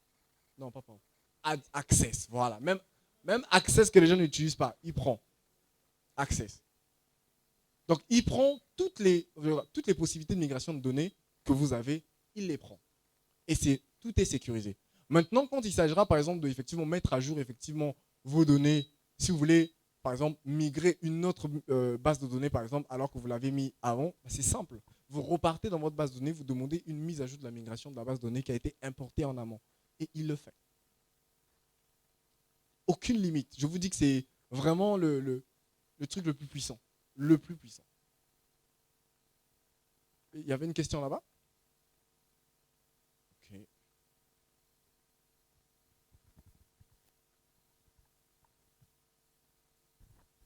En vrai, j'ai deux questions. La première question, c'est la personnalisation de l'application. Par exemple, je vais créer une application mobile et j'ai avec moi un designer UI ou UX, par exemple. Est-ce qu'après avoir fait ma maquette, je pourrais exactement reproduire ma maquette avec le no-code et avoir les résultats que je voulais? La deuxième question, c'est, vous avez dit qu'après avoir fait la maquette et après avoir fait l'application avec le no-code, je peux la publier directement. Mais à ce que je sache, pour publier une application sur les stores, que ce soit sur Play Store, chez Android et App Store sur Apple, il faut payer pour avoir un compte développeur. Est-ce qu'avec l'intelligence artificielle, on peut détourner ce paiement-là ou comment on va faire? Merci pour les deux questions. Je vais commencer par la toute première. C'est concernant effectivement l'utilisation, si vous voulez, du design UI et UX. Alors, excusez-moi, il a utilisé deux termes qui peuvent nous prêter à confusion. Nous, là, on ne connaît pas c'est quoi UI et UX, d'accord? Donc, expliquons un tout petit peu ce que c'est. L'aspect, quand on parle de design UI et UX, c'est ce qu'on appelle par l'interface utilisateur, ok? Et si vous voulez, le design thinking. Donc, en fait, le UX, c'est l'interface utilisateur. C'est ce que vous et nous voyons, donc c'est ça. On commence par ce wireframe qui est après, on va ramener le wireframe dans une application qui nous permet de faire du design, notamment par exemple Adobe XD ou alors Figma, Figma, qui nous permet de pouvoir maintenant implémenter ce wireframe. Donc avoir le résultat concret de ce que je vois ici. Et donc l'application qu'on va implémenter ou le dessin qu'on va implémenter sur Figma ou Adobe XD, c'est ce qu'on appelle par le design UX. Maintenant, l'aspect UI, si vous voulez, ce sont les besoins de l'utilisateur. Vraiment, ça, c'est l'aspect design thinking. Et pour répondre à votre question, oui, la personnalisation, elle est à 100%. C'est-à-dire que vous n'avez aucun élément que vous mettez sur XD que vous ne retrouverez pas sur Adalo. Tout est possible.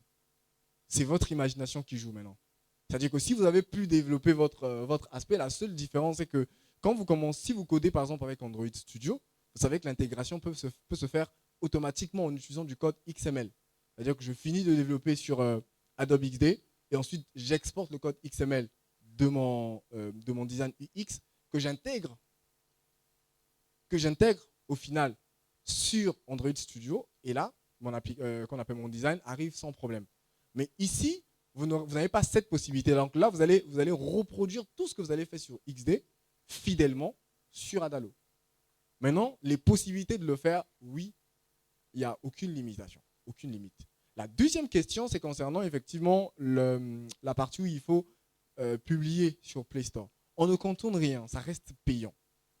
L'avantage avec Adalo, c'est que vous avez deux possibilités. Vous avez la version gratuite et la version payante. Alors, sur la version gratuite, vous avez beaucoup de fonctionnalités qui vous permettent de pouvoir commencer jusqu'à finir votre application. Okay? Maintenant, sur la version payante, effectivement, il y a d'autres fonctionnalités qui sont gardées pour l'aspect payant. Et notamment, publier son application. Donc, quand vous avez fini de développer votre application, quand vous voulez la publier, on vous demande simplement de souscrire à l'abonnement Adalo, qui vous coûte, je crois, 49 $, qui est moins, parce que quand vous voulez publier sur Play Store et App Store, Play Store, c'est 25 $, App Store, je ne sais pas trop. Quelqu'un connaît les chiffres? Voilà, 99 $. Vous voyez que quand vous faites la somme des deux, c'est 100 et quelques. Alors qu'ici, on vous dit 49 $ pour qu'on appelle la version premium sur un mois. Et puis, vous publiez votre application sur les deux marchés, donc App Store et Play Store. Donc non, on ne contourne pas. Ça reste payant, mais à des coûts réduits. Et la partie Google Developer est déjà offerte via Adalo. Parce qu'en fait, vous ne gérez rien. C'est lui qui publie automatiquement.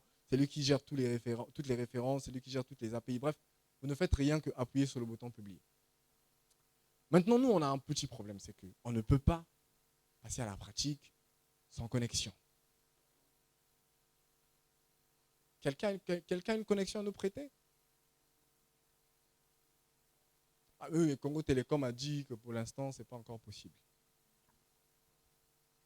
Pardon? Ça passe? Mais pourquoi ici, ça ne passe pas? Mais là, non. Hein, là, je ne suis pas connecté. Oui, si c'est possible.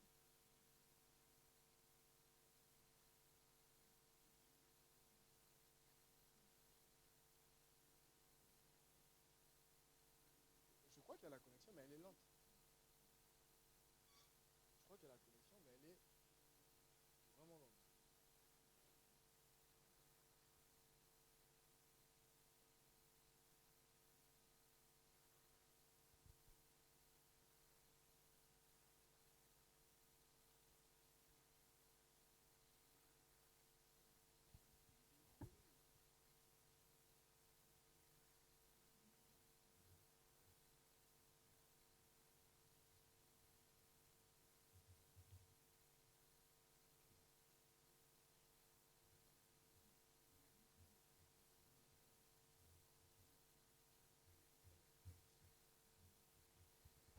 Chef, excusez-moi, vous avez une souris ici? Une souris?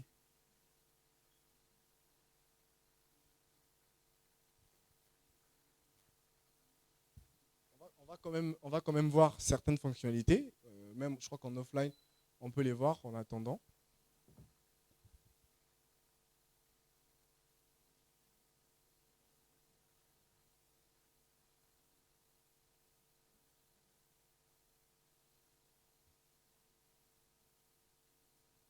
En attendant qu'on arrange cet aspect, la question que il y a une autre question.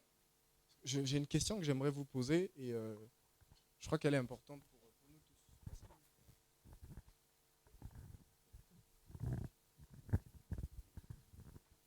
Bonjour à tous d'abord.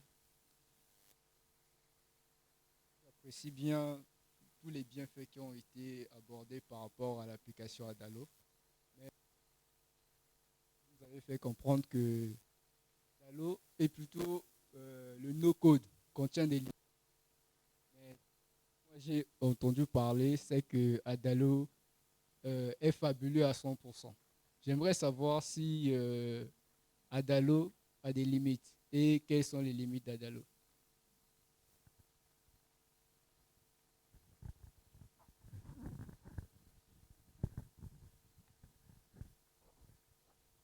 Si vous me permettez, c'est bon. Je commencerai par dire, nous les Africains, on n'aime pas les bonnes choses. On aime toujours trouver où est le problème. Non, c'est trop beau, mais où est le problème? Parce qu'on insiste trop sur les limites. Ok, il y a des limites, mais je ne suis pas là pour vous parler des limites d'Adalo. Je suis là pour vous montrer la puissance d'Adalo. Maintenant, les limites, je ne fais que revenir sur ça. Je crois que c'est la troisième fois que je vais le dire. C'est que Adalo ne vous permettra pas d'aller vraiment de manière plus profonde sur l'idée ou sur l'application que vous voulez développer. Parce que vous avez certaines fonctionnalités que vous n'aurez pas accès là-dedans. Et vous avez certains éléments, certains API par exemple, que vous ne pourrez pas intégrer sur Adalo. C'est vraiment quand vous voulez aller sur quelque chose de vraiment puissant. Et je vous le dis, je vous le redis encore, ceux qui veulent monter des startups concrètes, je dis bien, tu veux monter ta startup, embauche tes développeurs. Maintenant, avant de monter ta startup, utilise Adalo. Pour aller rechercher quoi? Pour aller rechercher l'argent du financement. Parce que je vous assure que avoir la meilleure idée du monde, ce n'est pas ça qui finance le projet. Ce qui finance un projet, c'est avoir un élément concret. C'est-à-dire que tu arrives devant quelqu'un, tu ne vas pas lui dire, vous savez, moi j'ai une idée de... Non, moi j'ai une application qui fait ci et ça. L'autre avantage d'Adalo, c'est que je peux aujourd'hui publier mon application en mode offline. C'est-à-dire que je publie cette application, je partage un lien, je vous envoie tous et vous avez accès à cette application sur votre téléphone. C'est-à-dire que vous l'utilisez comme si on était sur Android Studio câblé au téléphone. Donc vous pourriez l'utiliser depuis ici. Comme en amenant la connexion, on peut se faire plaisir.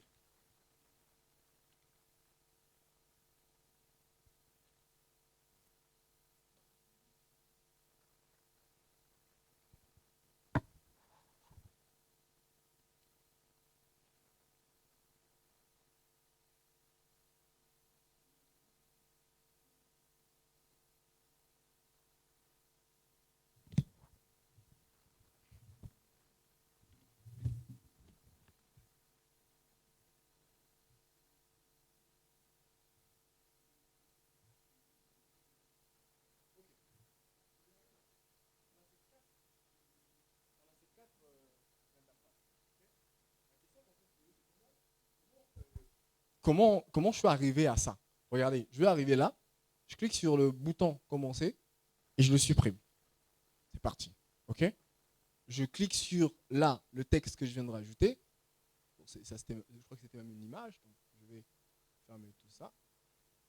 Il s'est déconnecté à mon compte. Ah ouais, j'ai trop mis du temps. Permettez-moi de me reconnecter. Okay. Ah oui, je tenais à vous dire également, il faut créer un compte sur Adalo. Je crois qu'on va repartir sur les bonnes bases comme on a mené la connexion.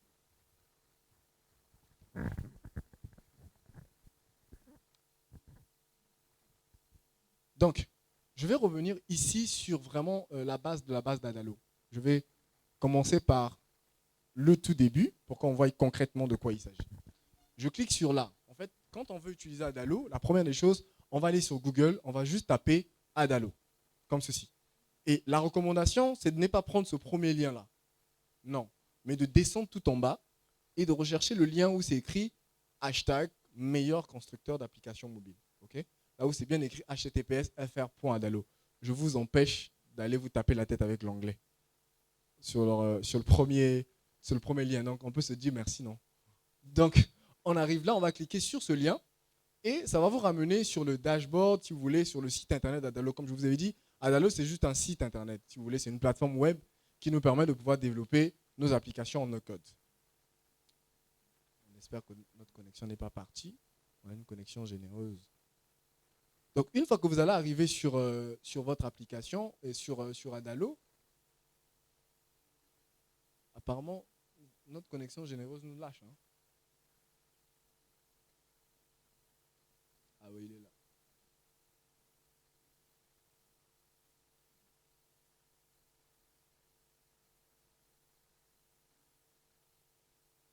Bon, lui va continuer à chercher et nous on va revenir. Donc une fois que vous allez, voilà, il est là, il est entré. Merci beaucoup. Vous allez vous retrouver sur cet élément-là, donc sur ce tableau. Ce tableau, c'est le point de départ de tout. Comme je vous le disais au tout début, ça dépend de qu'est-ce que vous voulez créer. Si vous avez une idée de projet, c'est bien parti. Si vous avez déjà une start-up, ça dépend de vous. Première des choses, on va aller un peu voir la puissance. Donc, quand je vous parle d'Adalo, sur quel type d'application on est capable de créer avec Adalo. Je vais descendre tout en bas. Je vais descendre vraiment tout en bas. Ok, là. Je vais revenir sur... Ok. Regardez, toutes ces applications-là ont été créées avec Adalo. Est-ce que vous voyez le niveau de personnalisation? À chaque application, il y a une personnalisation qui est totalement différente.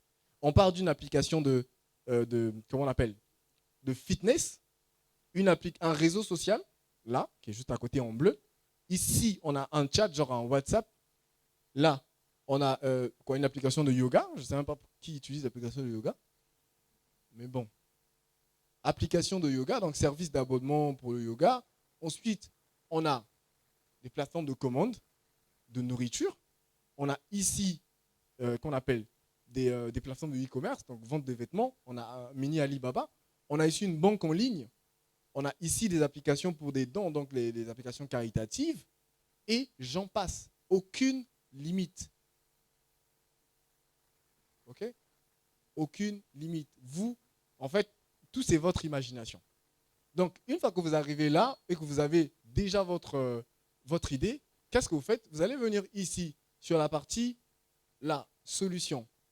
Vous allez cliquer sur solution et vous allez choisir votre position, comme je vous ai dit. Est-ce que vous êtes une entreprise ou organisation? Est-ce que vous êtes un indépendant ou une agence? Est-ce que vous êtes un fondateur de start-up ou est-ce que vous êtes vraiment un autre type d'entreprise? Et comme nous, comme je vous ai dit, nous sommes des rêveurs, donc généralement, le mot qu'on nous a attribué, c'est start-up. Donc, je vais venir sur fondateur de start-up ici.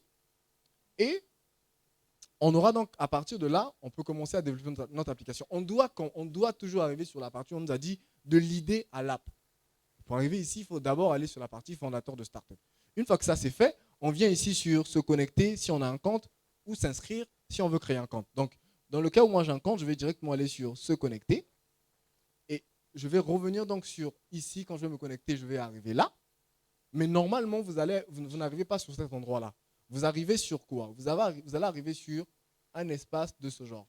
Donc, dans le cas où vous avez déjà une application sur Adalo et que vous voulez en créer une nouvelle, qu'est-ce que vous faites? Je viens sur ce petit onglet-là. Je clique sur Create New App. Alors là, je suis désolé, mais à partir de là, il faut être bon en anglais. Là, ça ne se traduit pas en français. Je clique donc sur Create New App. Et là, on a la suite. On a 3 étapes de suite. La première étape, on nous demande quel type d'application vous voulez créer. Il doit savoir si c'est une application mobile ou une application web. Ou alors une application qui fonctionne sur les 3 éléments, mobile, tablette et desktop. Je vous conseille, si c'est une application web, allez sur une application web. Ne prenez pas les 3... non, allez sur là. Mobile only. Je vais donc cliquer sur mobile only, ici. Ça, c'est la première des choses. Je fais next.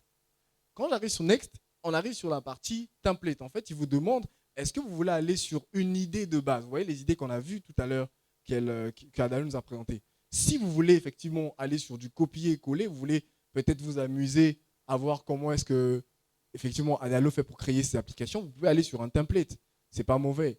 Ça vous permet de pouvoir concrètement, moi-même, c'est comme ça que j'ai appris hein, avec Adalo. Je suis rentré dans un template, j'ai commencé à voir un peu comment chaque élément a été disposé.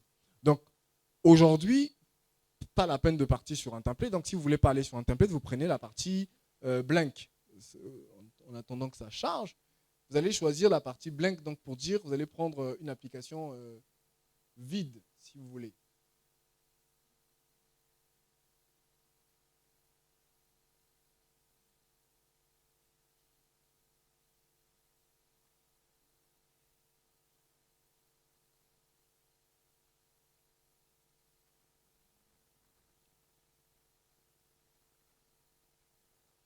Donc, une fois que vous aurez choisi la partie donc, blank, vous allez après arriver dans la partie branding. Comme je le disais, il va vous demander de mettre les deux premières couleurs, la couleur primaire et la couleur secondaire.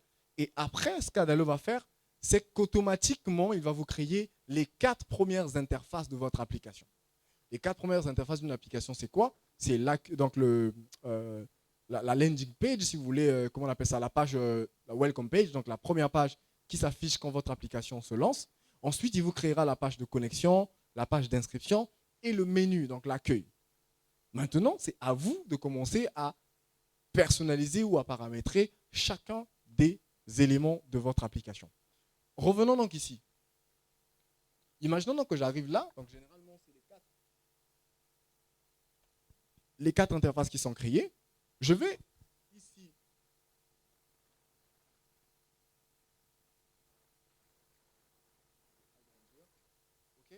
Ici, par exemple, je dois pouvoir créer cet élément-là.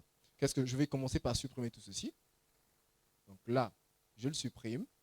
Cette image, je supprime. Et vous voyez que je reste avec ce truc blanc. L'aspect du haut, c'est Adalo qui l'offre. Donc ça reste comme ça pour vous montrer l'aperçu version téléphone. Maintenant, imaginons que la première des choses que j'ai besoin, c'est d'ajouter le logo de mon application. Commençons par ça. On se dit que c'est la première page de chargement, donc j'ai besoin du logo de mon application. Et surtout, je ne veux pas que ça soit violet, je veux que ça soit blanc. Regardez comment ça se fait en deux touches. Vous avez dans l'onglet gauche vos outils.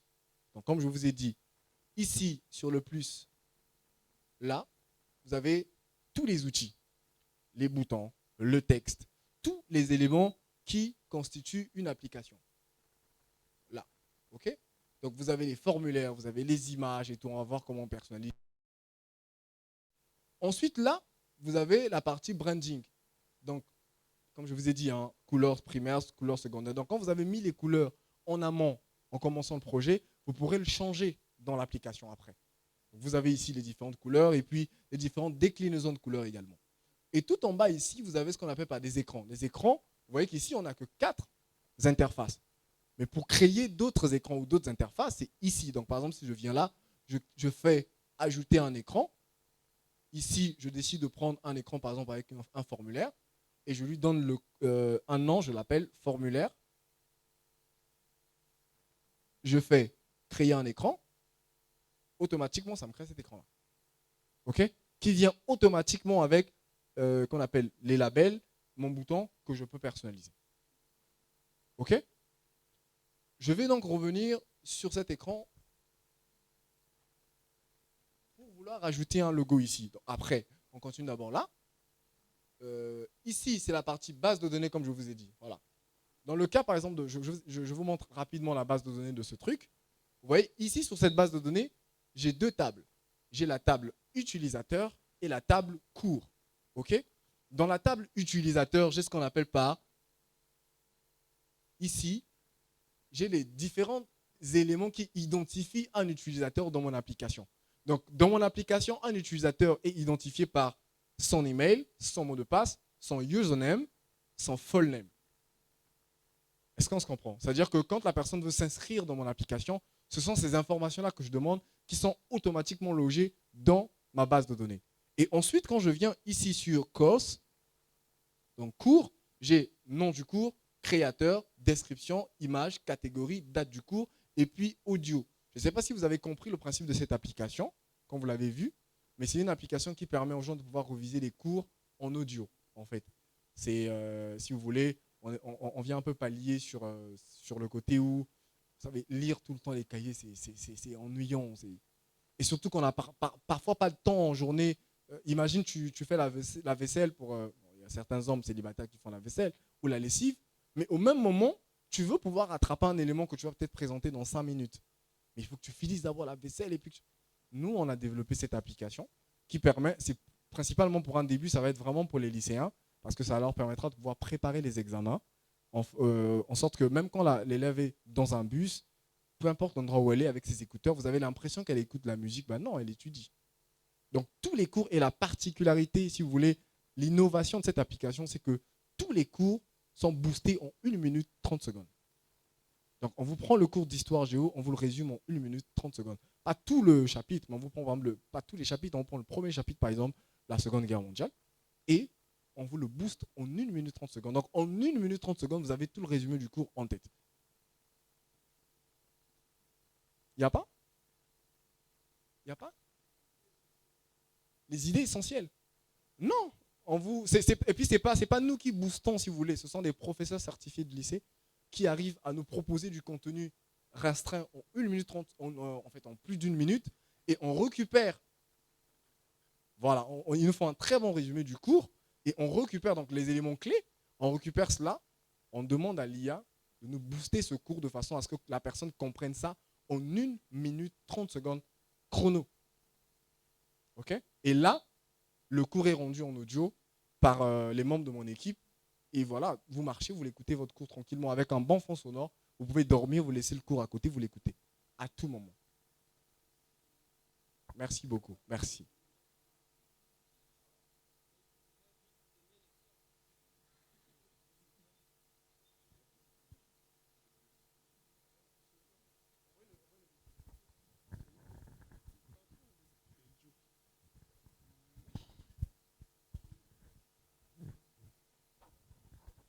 Excusez-moi une seconde. J'aurais 2 questions qui m'embêtent un peu, donc j'aimerais un peu que vous m'aidiez. Non, ce n'est pas ça. En fait, la première question, j'aimerais savoir si Adalo permet de concevoir aussi un logiciel. Et la seconde question, c'est j'aimerais savoir si avec Adalo, on peut concevoir une application actualisable. Dans le sens où, par exemple, je conçois une application d'immobilier où je peux mettre des appartements, des meubles, mais au fur et à mesure, j'actualise, je viens ajouter, dès qu'il y a des nouveautés. Oui, oui.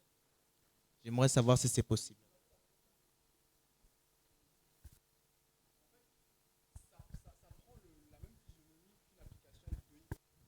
que dans une application de e-commerce, c'est un vendeur d'un côté et un acheteur de l'autre. Le vendeur, lui, il vient publier les articles et l'acheteur achète. Ça veut dire que c'est le même principe avec l'immobilier. Avec l'immobilier, moi j'ai un bien immobilier, je la publie dans ta plateforme et la personne qui recherche le bien immobilier arrive par contre sur une interface où elle ne fait que voir effectivement les biens immobiliers qui ont été publiés et puis effectivement elle peut cliquer sur l'image d'un bien immobilier. Mais si c'est ça votre projet, mettez-vous ce soir, prenez Claude à côté, dites-lui je veux développer ça avec Adalo. Demain, vous allez chercher mon numéro. Vous allez dire que, ok, en une nuit, vous pouvez le faire. C'est possible. C'est possible. Et la première question, c'était quoi? Voilà. Ça, c'est une très bonne question parce qu'il faut qu'on sache faire la différence entre un logiciel, une application et une application web. Parce que ça, souvent, les gens, ils se perdent. L'application web, quand on dit une application web, c'est concrètement une application qui est utilisée avec un ordinateur. Okay?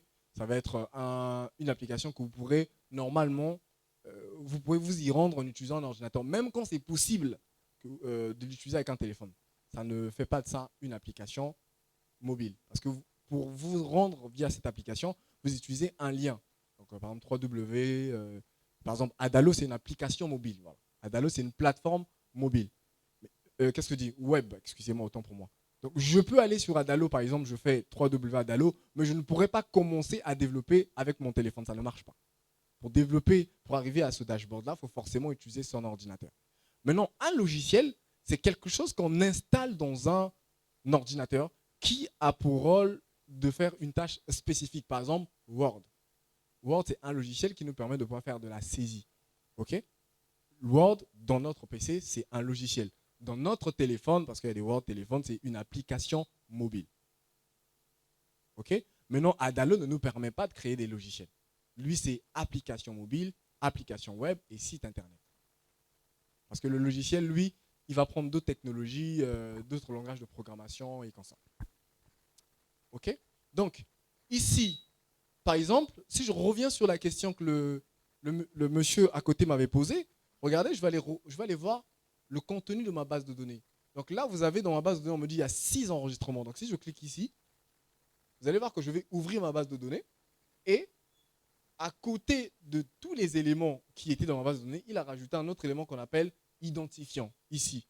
C'est pour dire que chaque élément qui est rajouté dans ma base de données est identifié par un numéro clé, ce qu'on appelle par une clé primaire. OK? Ensuite, vous avez ici les options dont je parlais. Donc là, c'est pour ajouter un utilisateur. Maintenant, imaginons que je veux modifier l'information d'un utilisateur qui est là.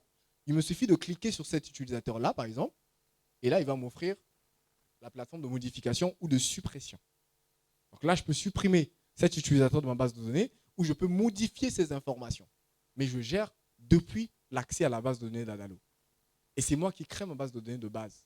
C'est moi qui ajoute toutes les tables que je veux et tous les identifiants que je veux de ma base de données.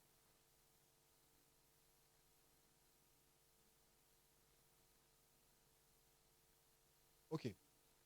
Ensuite, je pense que là, c'est bon, parce que le reste, les boutons de bas, ce n'est pas très important. Et comme je vous disais ici, quand vous arrivez, vous voyez qu'on a dit historique de version, publié, il est là, plutôt tout en bas.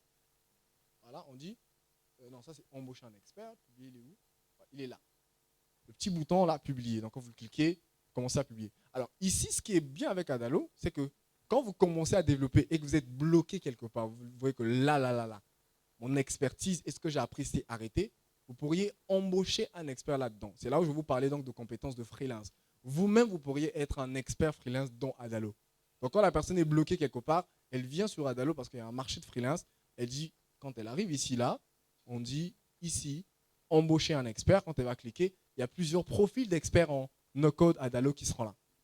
Mais je vous jure qu'il coûte cher. Hein. Il coûte cher. Pourtant, c'est du no-code. Donc ici, imaginons que je veux ajouter un logo. Qu'est-ce que je fais? Je viens là dans l'espace des outils. Et je vais rechercher l'outil image. Parce que n'oublions pas qu'un logo à la base, c'est une image. Donc moi, je vais chercher l'outil image. Et c'est là où le drop and draw intervient. Je clique sur l'image, je soulève l'image, je viens, je la dépose ici. Et à la base, c'est un truc tout blanc comme ça. Un truc tout blanc comme ça. Et c'est dans cet espace-là que je vais rajouter l'image. Qu'est-ce que je dois faire? Je dois pouvoir sélectionner l'élément que j'ai rajouté. Donc, je clique sur cet élément. Et là, elle me propose ce qu'on appelle les propriétés de mon élément. Donc, les propriétés de mon élément, c'est quoi? Son nom, la source d'image que je vais aller chercher, ainsi de suite. Qu'est-ce que je fais? Une fois que j'ai cliqué sur cette image, je viens sur les propriétés, je lui demande de sélectionner une source d'image. Important, pourquoi? Parce que, comme je vous disais, vous pourriez aller rechercher une image dans votre base de données. Donc, si je viens là, je lui dis source d'image, là, database, il va aller chercher la source dans ma base de données. Et automatiquement, il va aller rechercher ça en fonction des éléments, donc des identifiants qui sont dans ma base de données. Donc, il va rechercher, attends, si je prends base de données, qu'est-ce qu'il va me dire? Ok, tu veux la base de données? Oui, mais qui? Utilisateur connecté. Ok? Comme dans mes utilisateurs connectés, je n'ai pas d'image, donc il n'a pas retrouvé une image dans la partie utilisateur. Mais si je veux rajouter dans ma base de données qu'on appelle l'identifiant image, j'aurai désormais ici l'image. Maintenant, ce qui nous intéresse, c'est on va venir ici sur télécharger. Donc, l'image se trouve dans ma machine. Donc, je vais cliquer ici sur télécharger. Et il y aura cette petite box qui s'ouvre, donc Choose Image. Je clique sur Choose Image. Et là, ça va m'ouvrir mon ordinateur. Et donc, je peux aller rechercher les images que je veux. Donc, l'image de mon logo. Prenons l'exemple que l'image de mon logo, c'est ce truc-ci. Je vais cliquer sur Ouvrir. Et là, l'image apparaît là. Okay? L'image, quand elle apparaît là, vous voyez que là, déjà, j'ai mon image. Qu'est-ce qui se passe? Mon image, elle est coupée. Okay? Parce qu'on avait un CV tout long, mais là, l'image, elle est coupée. Qu'est-ce que je fais? Pas de panique. Je reclique sur l'image. Je reviens au niveau des propriétés ici. Je lui demande ici de ne pas recadrer l'image. Parce que là, il a recadré l'image en fonction du rectangle que j'avais rajouté. Donc, je vais venir ici. Je vais lui dire don't crop. Donc, affiche-moi toute l'image complètement. Et voilà, il m'affiche toute l'image et en plus petit. Je peux également agrandir aussi l'image en sélectionnant l'image Et en descendant sur les propriétés ici, je vais rechercher les propriétés, donc modification de style là. Et là-dedans, j'ai la largeur et la hauteur de mon image. J'agrandis la largeur en fonction de la hauteur et mon image s'agrandit. Tout est possible. Maintenant, imaginons que je veux rajouter un bouton. Je me dis, par exemple, ici, on va rajouter un bouton là qui nous permet, quand on clique sur le bouton, on arrive ici, ok, comme c'était tout à l'heure. Qu'est-ce qui va se passer? Je reviens toujours ici sur les éléments.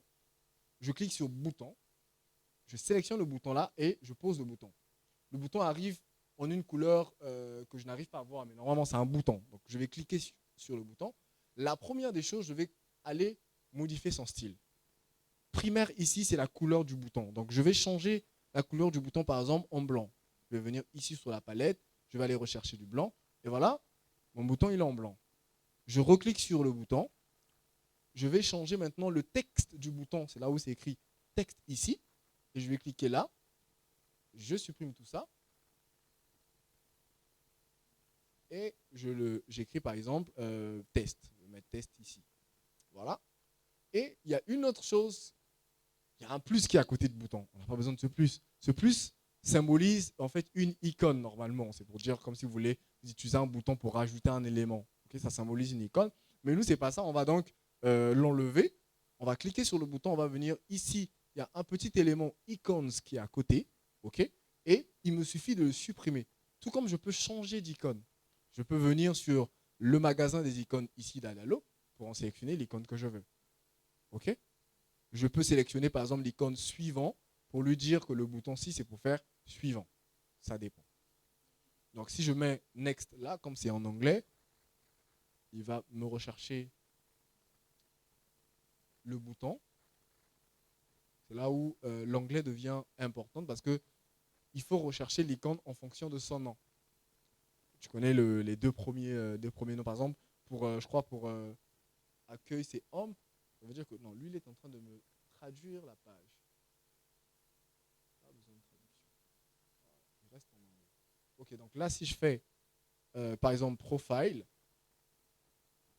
il est où? Non, c'est plutôt account. Okay, ça veut dire que c'est la connexion. Donc si je fais account, normalement, il va me sortir l'icône de la petite tête du profil en fait. Donc en fonction des mots-clés que vous voulez avoir de votre icône, vous la recherchez ici et vous trouvez votre icône. Et si vous voulez par contre retirer cette icône-là, vous n'avez pas besoin, vous cliquez sur le petit X ici et voilà, l'icône elle est partie. Ensuite, je peux revenir ou modifier la taille par exemple de mon texte, l'agrandir parce que le texte par exemple de test est petit. Je peux venir ici modifier en le mettant en large, ainsi de suite. Je peux mettre en plus large, ça dépend de ce que je veux, en gigantesque, en large, ainsi de suite. Ça dépend de ce que je veux. Comme on dit, les goûts et les couleurs, ça dépend, ça ne se discute pas. Je peux également changer la couleur du texte à l'intérieur. C'est-à-dire que là, il est noir. Je me dis, bon, je vais prendre plutôt la couleur violet de l'arrière-plan de mon application. Donc, je vais venir choisir ici ce violet. Et voilà, mon bouton sera violet. Donc ça, c'est vraiment toutes les possibilités de personnalisation. Et l'avantage avec ça, c'est que vous prenez tout votre temps parce que c'est votre application. Là, vous ne payez pas quelqu'un, vous ne lui mettez pas la pression. Si ce n'est pas bon, vous enlevez, c'est à vous de faire ce que vous voulez. Et puis sans stress. Linéaire, comment ça linéaire?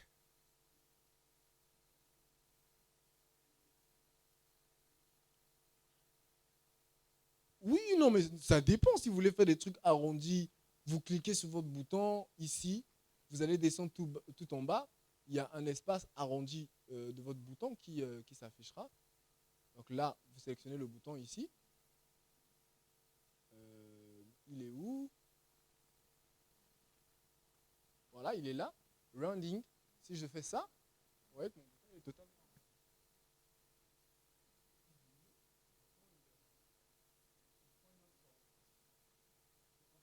Donner la forme que vous voulez. Même si vous voulez un bouton large, c'est à vous en fait. Ça dépend de ce que vous voulez faire.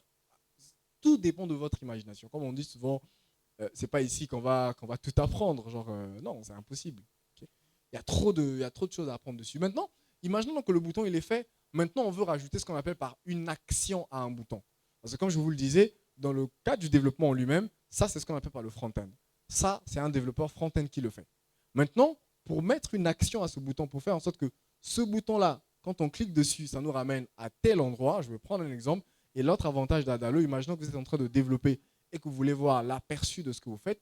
Vous venez simplement ici sur View App et vous cliquez sur Starting Preview.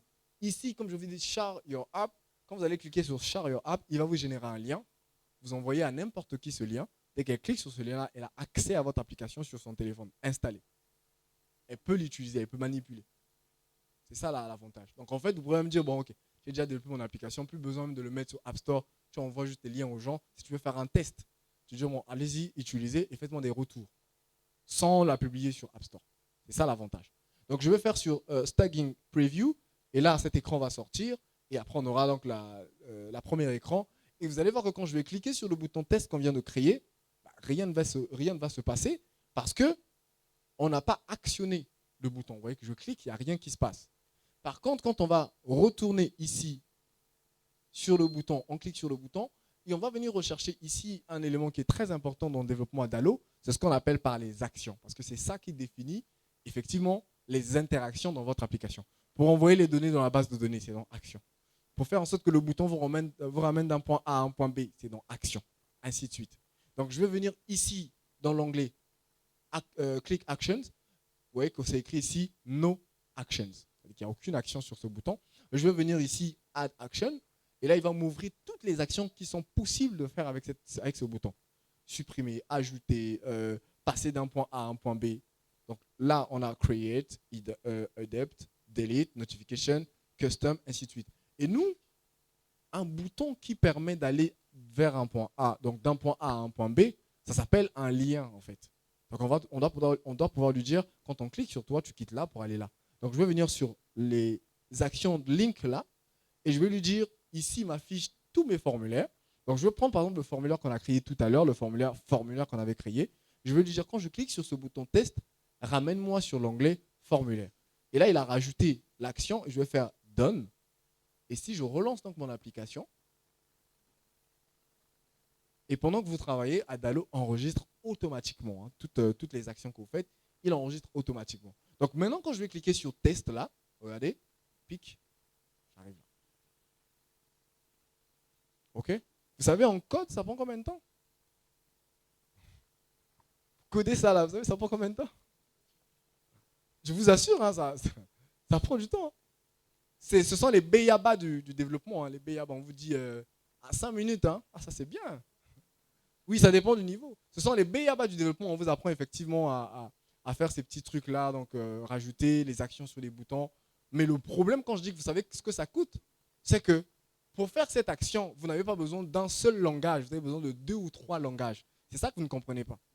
C'est que celui qui a fini de développer le front-end a fait son travail. Il peut le faire avec du JavaScript et tout. Mais toi, quand tu vas venir faire le back-end, soit tu vas utiliser, on vous donne déjà un langage qui s'appelle Dart. Ça fait même peur. Dart. Soit tu utilises Dart, soit tu utilises SQL, soit tu utilises le PHP. Même rien que quand tu écoutes les noms là, tu dis que non, pardon, je ne veux pas là-bas. Non, ça va. Et tu dois déjà passer déjà d'un langage à un autre. Et rien que pour faire ça, il faut installer les prérequis pour dire maintenant à l'application que là, maintenant, ce n'est plus JavaScript. J'installe maintenant les prérequis de OK. Non, pardon. Mais là, j'ai fait 2-3 petits éléments et bim, je suis parti d'un point A à un point B. OK? Et donc, si j'ai besoin de faire une application comme ça qui permet aux gens simplement de pouvoir voir les informations de ce qui se passe au Congo, on commence de par là. Hein. Quand on veut apprendre l'application, on commence par des idées basiques. N'allez pas chercher des grosses idées. Non, je vais faire voler une fusée avec une application. Non. Les gars, on se calme d'abord. On est encore sur Adalo. On part sur des trucs basiques. On peut se dire, bon, aujourd'hui, je vais créer un mini-journal à moi. Le but du journal, c'est quoi? C'est chaque matin, quand je me réveille, quand je vois qu'il y a une actualité sur le Congo, je rajoute sur mon application. Et les gens, quand ils ouvrent mon application, tout ce qu'ils font, c'est lire cette actualité-là et puis zapper ou liker. C'est des petits trucs simples seulement. Et vous commencez à voir la popularité de votre application et tout et tout. Pas besoin de faire grand pour être bon. OK? Est-ce qu'il y a des questions jusque-là? Des questions? Parce que moi, il est 16h et c'est bon, on a fini. On va prendre 3 questions pour finir. 3 questions. Et je vous donnerai une petite information avant de partir. Donc, on a 5 minutes. J'aimerais savoir, est-ce qu'on peut télécharger le code source ou exporter le code source de l'application en fait? Oui.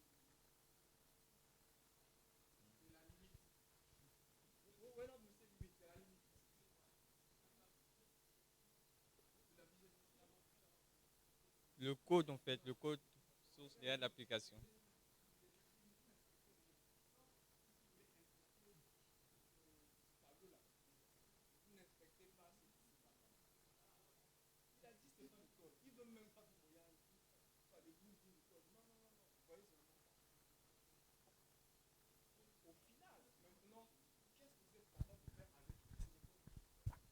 En fait, ça paraît simple dans les choses. Et c'est ça qui nous limite. On déteste ce qui est simple. Vous aimeriez que quelqu'un quitte les États-Unis, venez vous dire, you know the dark code, you get, you what? Ah là, quand c'est compliqué, là on adore. Ça dit que oui, on dit ah là, ça c'est des vraies choses et tout. Mais quand c'est simple, on se dit oh. Et bizarrement, on aime minimiser les simples choses. On se dit oh ça là, en une journée je peux le faire. Je vous donne un petit rendez-vous. Venez demain au Puy. Il y a l'hackathon national. Je crois que vous avez vu dans le programme, il y a un hackathon national.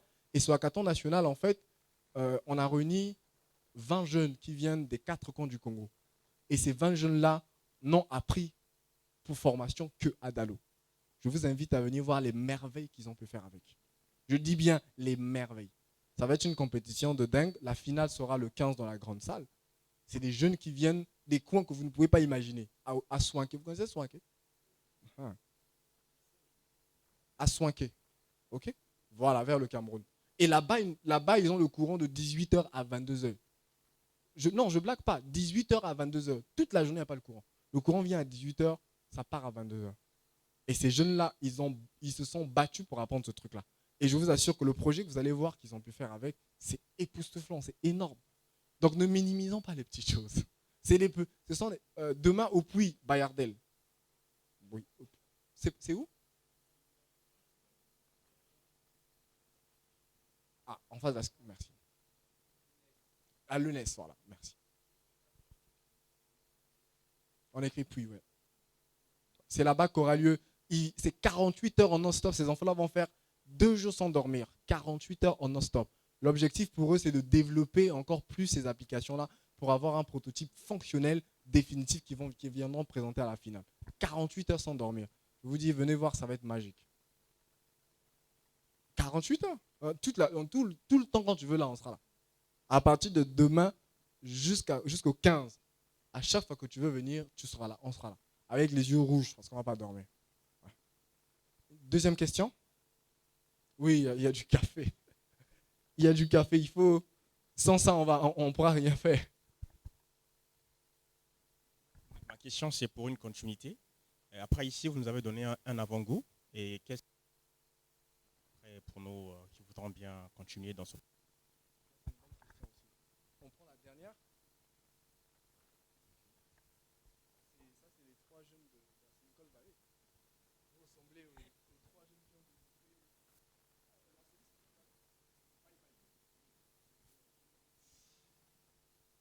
Avec Adalo, on n'aura pas le code source. Non. Et à quel moment la logique métier est implémentée? Oui. Le premier des appareils de XTI et le deuxième dit la logique métier. Ouais, non? Ouais. Ils sont pour assis tranquilles là-bas. Alors, la logique métier de votre application, c'est au niveau de votre architecture. Et l'architecture d'une application n'est pas définie en visuel, c'est-à-dire que ce n'est pas votre utilisateur qui voit votre architecture. C'est vous qui connaissez l'arborescence et l'architecture de votre truc. Tout à l'heure, je parlais de qu'on appelle du MVP. Okay? Je pense que vous savez qu'il y a une architecture MVP qui existe. Donc, derrière, quand vous avez fini de définir votre MVP, ben c'est bon, vous avez votre architecture. Vous voulez quoi? Vous voulez montrer les vrais croquis du truc et tout, dire que non, ça commence par ça. En fait, le truc, c'est qu'avec Adalo, vous avez simplement besoin d'avoir une idée et vous l'expérimentez. Vous voyez si ça marche. Vous pourriez l'utiliser Et après, si vous voulez maintenant avoir quelque chose de plus concret, vous continuez sur le code. Et c'est ce que je disais depuis le début, que l'importance de ces outils, c'est de ne pas venir supprimer le travail du développeur. Non, c'est pour venir aider le développeur.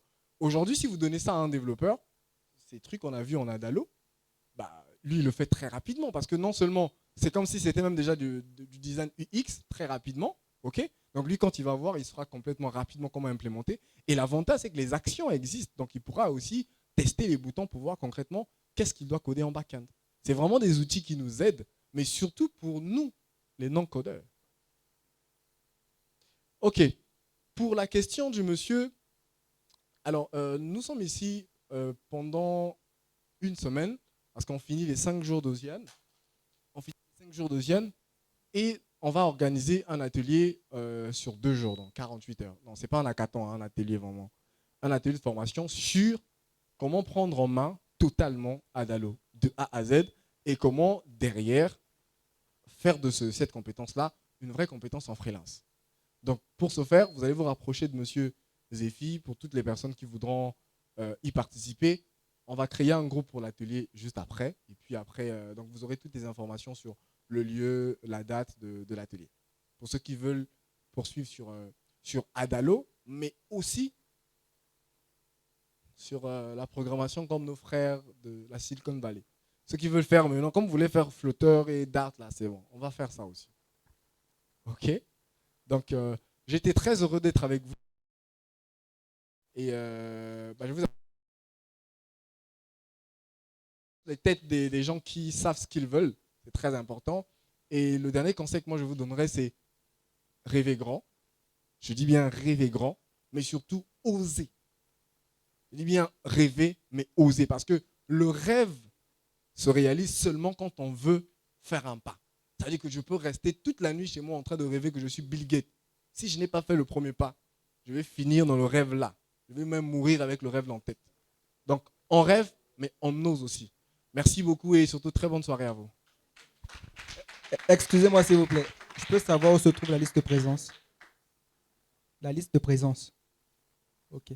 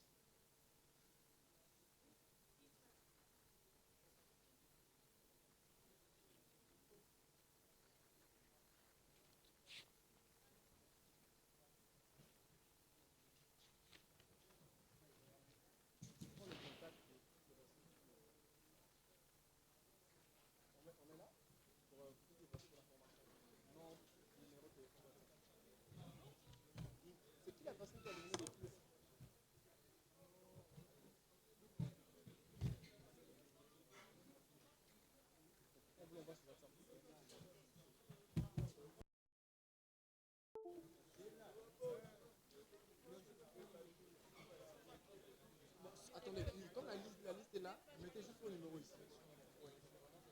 Voilà.